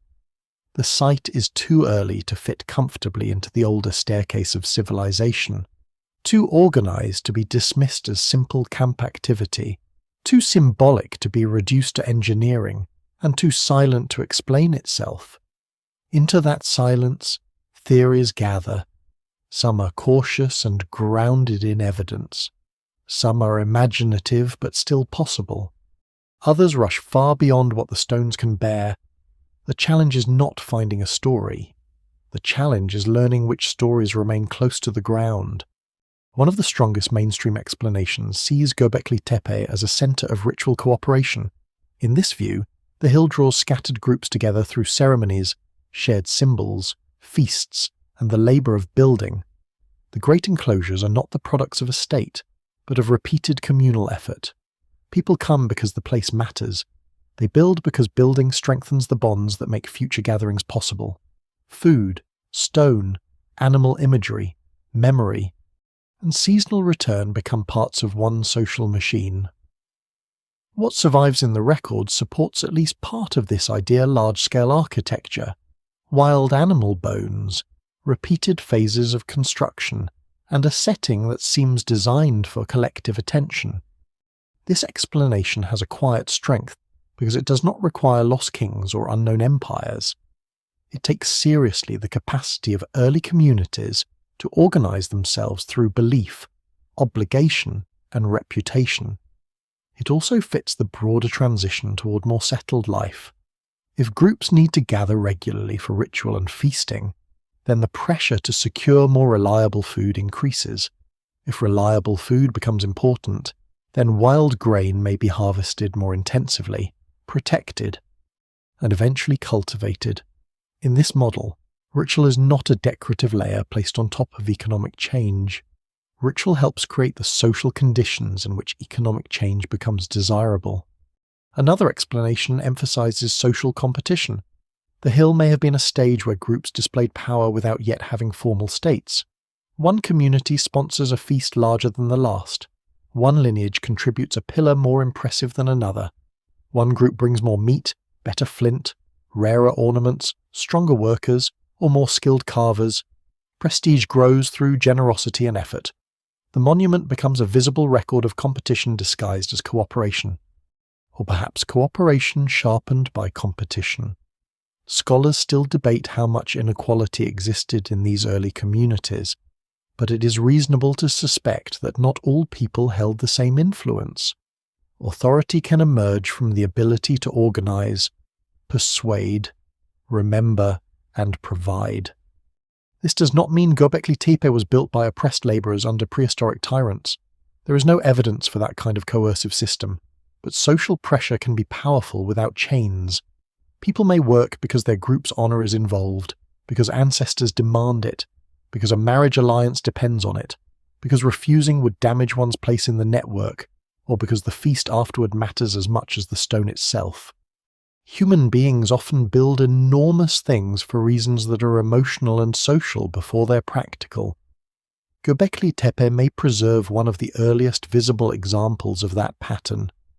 A third explanation turns toward ancestor memory and the dead, the body-like pillars, the faceless central beings, the possible skull-related practices in the wider region, and certain unsettling images involving headless figures and birds all suggest that death may have had a place in the symbolic world of the site. Perhaps the central pillars represent ancestors, not in the narrow sense of portraits, but as powerful presences of those who came before. Perhaps the enclosures are spaces where communities renew relationships with the dead, with mythic founders, or with non-human beings tied to death and transformation. The evidence remains incomplete, and this theory can easily become too specific if pushed too far, but the atmosphere of the site makes a funerary or ancestral dimension difficult to ignore. Climate stress offers another layer. The younger Dryas and the unstable conditions around the transition into the Holocene may have placed pressure on human communities in Southwest Asia. Changes in rainfall, plant distribution, animal movement, and seasonal reliability could encourage people to gather differently, share information, form stronger alliances, and experiment with new food strategies.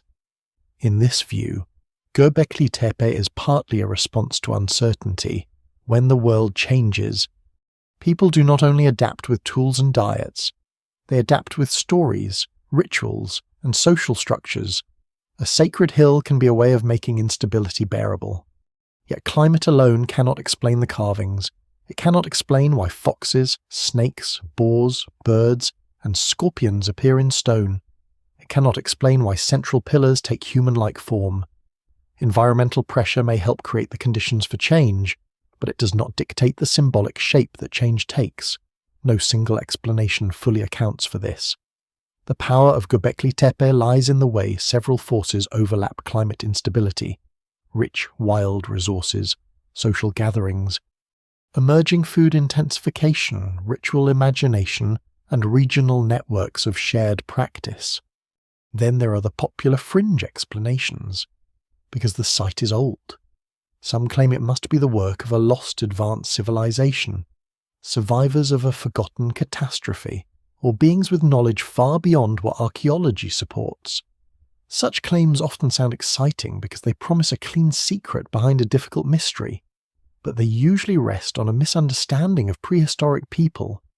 They assume that hunter-gatherers could not plan, carve, gather, remember, or build at scale. The evidence points in the opposite direction.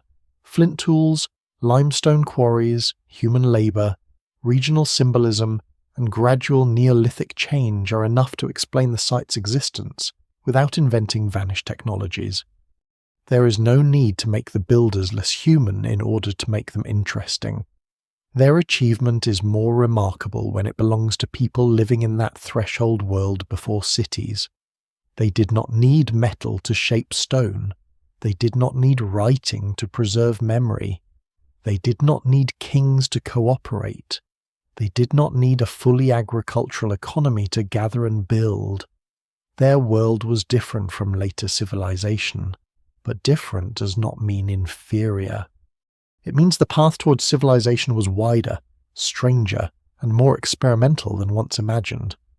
The competing explanations remain because Göbekli Tepe is not a puzzle with one missing piece. It is a surviving fragment of a whole social universe. Ritual cooperation may explain the gatherings. Competition may explain the scale.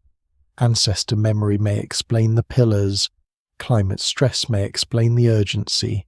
Feasting may explain the food. Symbolic traditions may explain the animals. Each theory catches part of the light, but none captures the whole hill. The stones stand at the intersection of causes, and perhaps that is the closest answer available. Göbekli Tepe was not built for one reason. It was built because a changing world gave people many reasons to gather, and because those people learned to turn gathering into stone. The legacy of Göbekli Tepe is not a straight road leading neatly to the pyramids, the ziggurats, the temples of Sumer, or the palaces of later kings. It is tempting to draw that line because the human mind likes inheritance to be clean. One great stone place appears, then another, until the monuments of the ancient world rise as if following a hidden plan. But history is rarely that obedient. Thousands of years separate Göbekli Tepe from the first cities of Mesopotamia and the royal tombs of Egypt. Languages change, populations move, landscapes shift, old rituals vanish, and new worlds build themselves from mixtures of memory, necessity, and invention. The evidence remains incomplete, and there is no need to claim that later civilizations directly copied this hill. Its importance lies deeper than direct influence. It shows that the roots of civilization-like behavior reach into a world older than civilization itself. What echoes forward is not a specific blueprint, but a set of human possibilities. Göbekli Tepe reveals that people can gather around shared symbols before they live in cities. They can organize labor before writing. They can create special places before kings. They can make architecture serve memory, identity, and invisible power long before bureaucracy learns to measure grain. Later civilizations will do these things on a much larger scale, with temples, priesthoods, tax records, labor forces, and formal gods. But the underlying impulse is already visible on the hill, the urge to make meaning durable. In Mesopotamia, many millennia later, temples become centers of city life. They are economic institutions, sacred houses, storehouses, workplaces, and symbols of divine order. In Egypt, monumental architecture ties rulers, gods, death, and cosmic stability into stone. In Anatolia, the Levant, and beyond, settled communities develop shrines, special buildings, ancestor practices, and ritual landscapes of many kinds. None of these later traditions can be simply reduced to Göbekli Tepe. No single explanation fully accounts for how the many branches of early civilization develop, but the hill proves that monumental, sacred, or symbolic spaces did not suddenly appear after writing and kingship. The human habit of concentrating power in special places is older. One of the strongest echoes is the relationship between food and ritual. Later states will collect grain, redistribute resources, sponsor feasts, and tie agricultural abundance to sacred calendars. Harvest becomes ceremony, storage becomes power, offerings become administration. At Göbekli Tepe, the system is not yet a state economy, but food already appears socially charged. Wild animals are hunted in large numbers. Wild grains are processed. Gatherings require hospitality. Labor requires feeding. This early entanglement of food, ceremony, and social obligation foreshadows one of civilization's most enduring patterns. Whoever can gather food and people can shape society. Another echo lies in the making of sacred landscapes. Later, peoples will build temples on chosen hills, align structures with meaningful directions, preserve old places under new buildings, and treat certain locations as centers of the world. Göbekli Tepe shows that this instinct is already ancient. The hill is not only a convenient construction site, it becomes a place where repeated action thickens meaning. People return, build, fill, rebuild, and remember. The landscape is no longer merely travelled through, it is marked. It becomes a container for identity. That transformation, from land as resource to land as memory, is one of the quiet foundations of human civilization. There is also an echo in the way societies use non-human beings to think about themselves. Later civilizations filled temples and palaces with lions, bulls, falcons, serpents, eagles, monsters, hybrid creatures, and divine animals. These images can stand for kingship, danger, fertility, death, protection, chaos, or cosmic force. At Göbekli Tepe, the animals are wilder and older, not yet absorbed into the grand official mythologies of states. Yet the principle is familiar.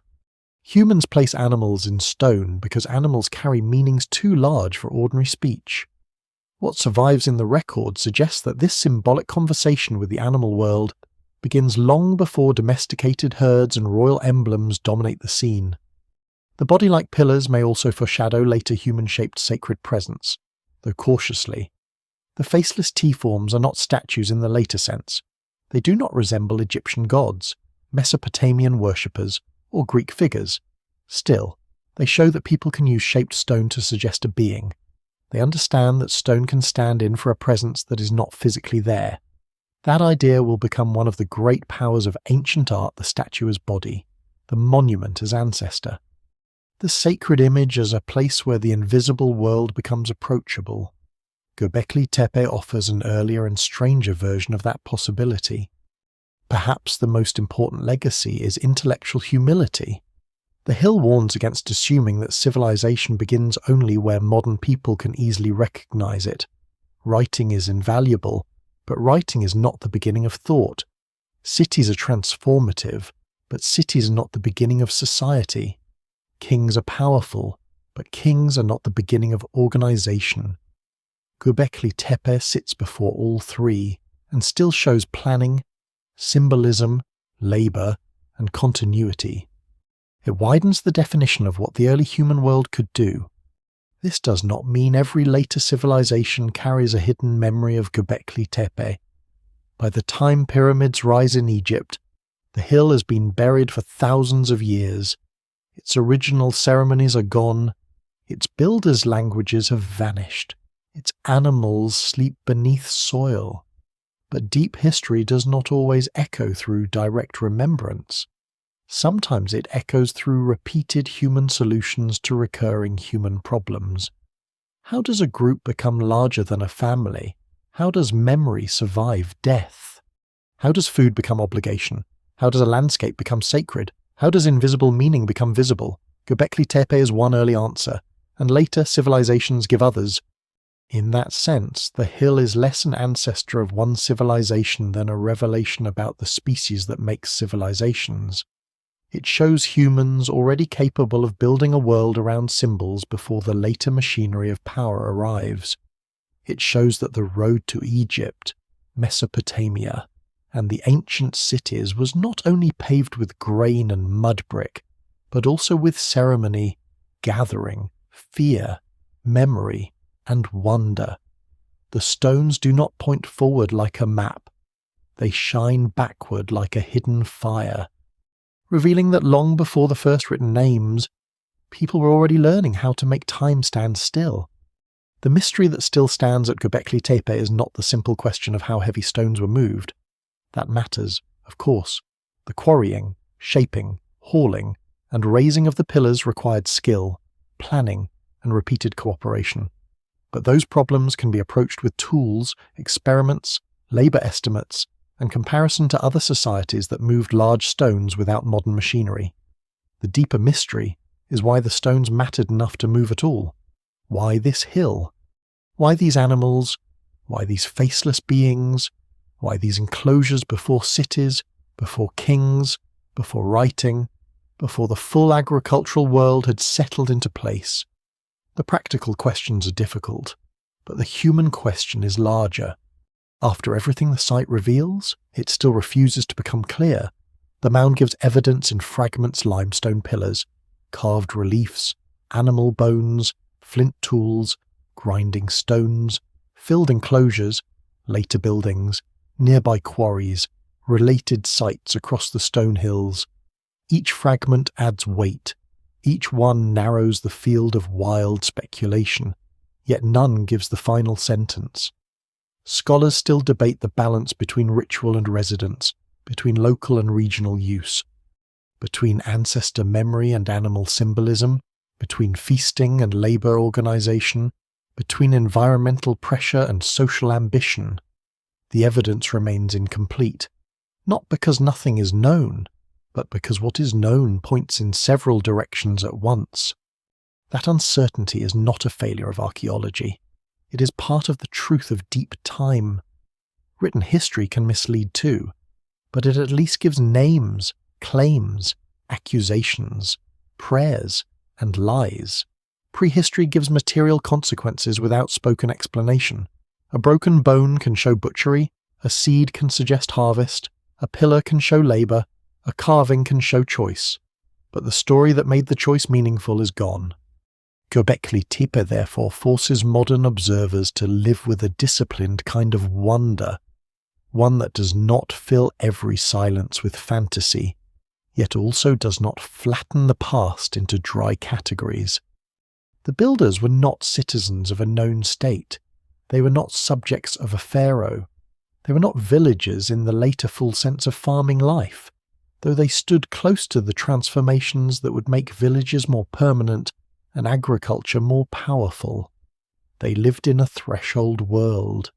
Wild grain was becoming socially and economically important.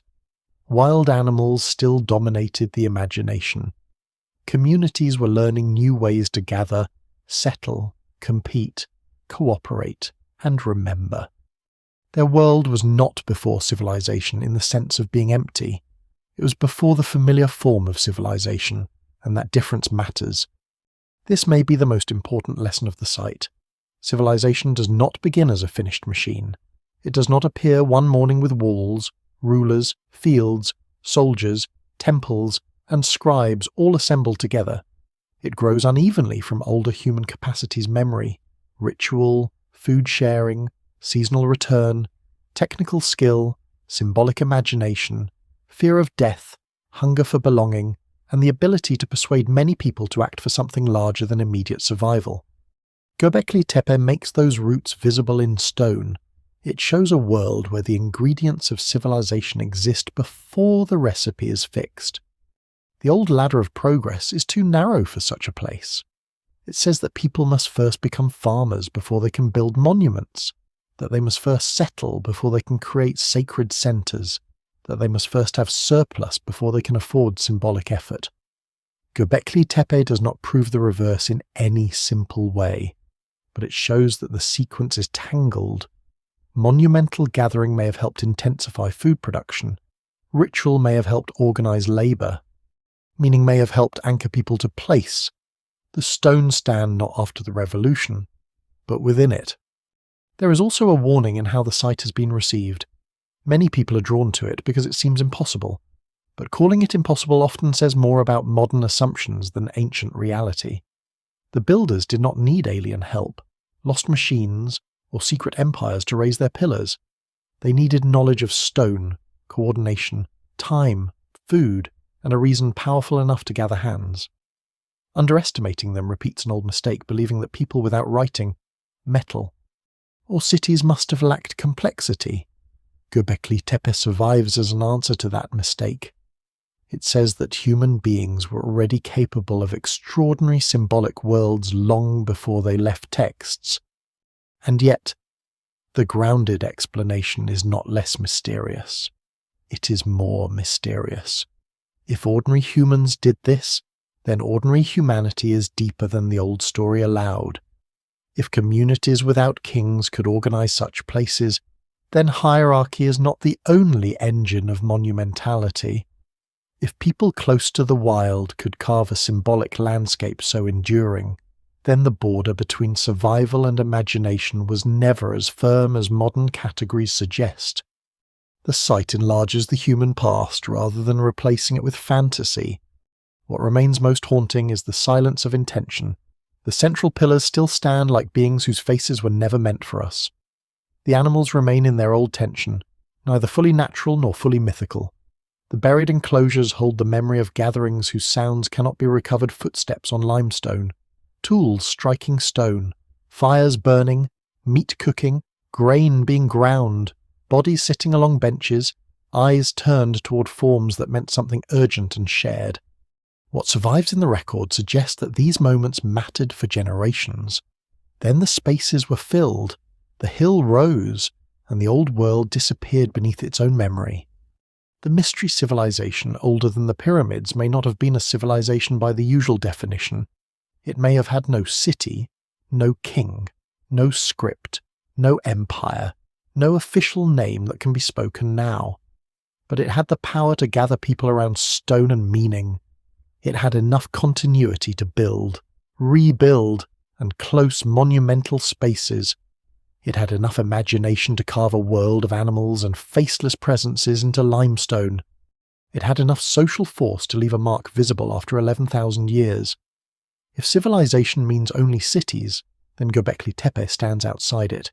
If civilization also means the human capacity to create shared worlds that outlive the body, then the hill stands very near the beginning.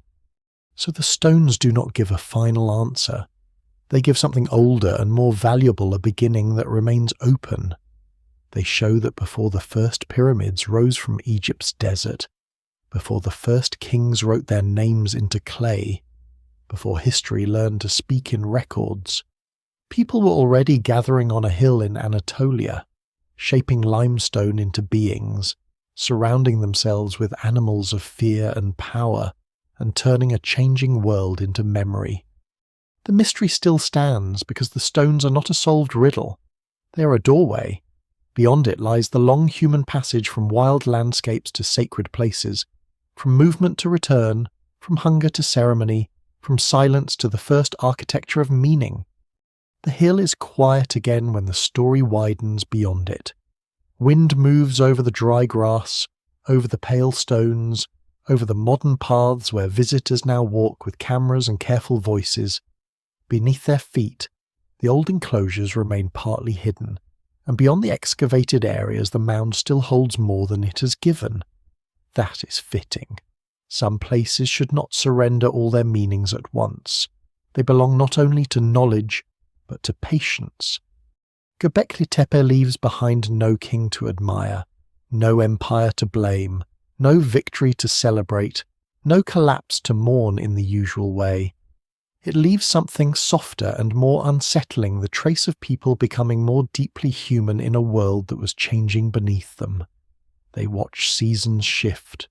They followed animals. They harvested wild grain. They buried their dead, remembered their elders, feared the teeth and wings around them, and gathered where stone could hold what speech could not. Time has taken almost everything else. It has taken the names spoken on the hill. It has taken the songs, the gestures, the warnings, the jokes, the grief, the first sight of a finished carving in morning light. It has taken the people who cut the limestone and the children who once looked up at the pillars without knowing they would become ancient. But it did not take the stones. It did not take the shape of the enclosures. It did not take the fox, the snake, the bird, the silent body of the T-shaped pillar. And perhaps that is the calmest truth at the end of the mystery. Civilizations do not begin only with power. They begin with attention. A place is noticed, returned to, marked, worked, remembered, and finally changed into something larger than the lives that made it. Then even that place may be buried, forgotten, and found again by people who speak other languages under another sky. The first builders of Göbekli Tepe could not know that. Thousands of years later, strangers would stand above their buried world and call it old beyond measure. They could not know they would become part of a question about the beginning of civilization. They knew only the hill, the stone, the animals, the gathered crowd, the work of hands, and the meanings that moved among them. As evening falls across the Anatolian ridge, the pillars seem less like answers than witnesses. Still standing in the long hush between the world before history and the world that came after,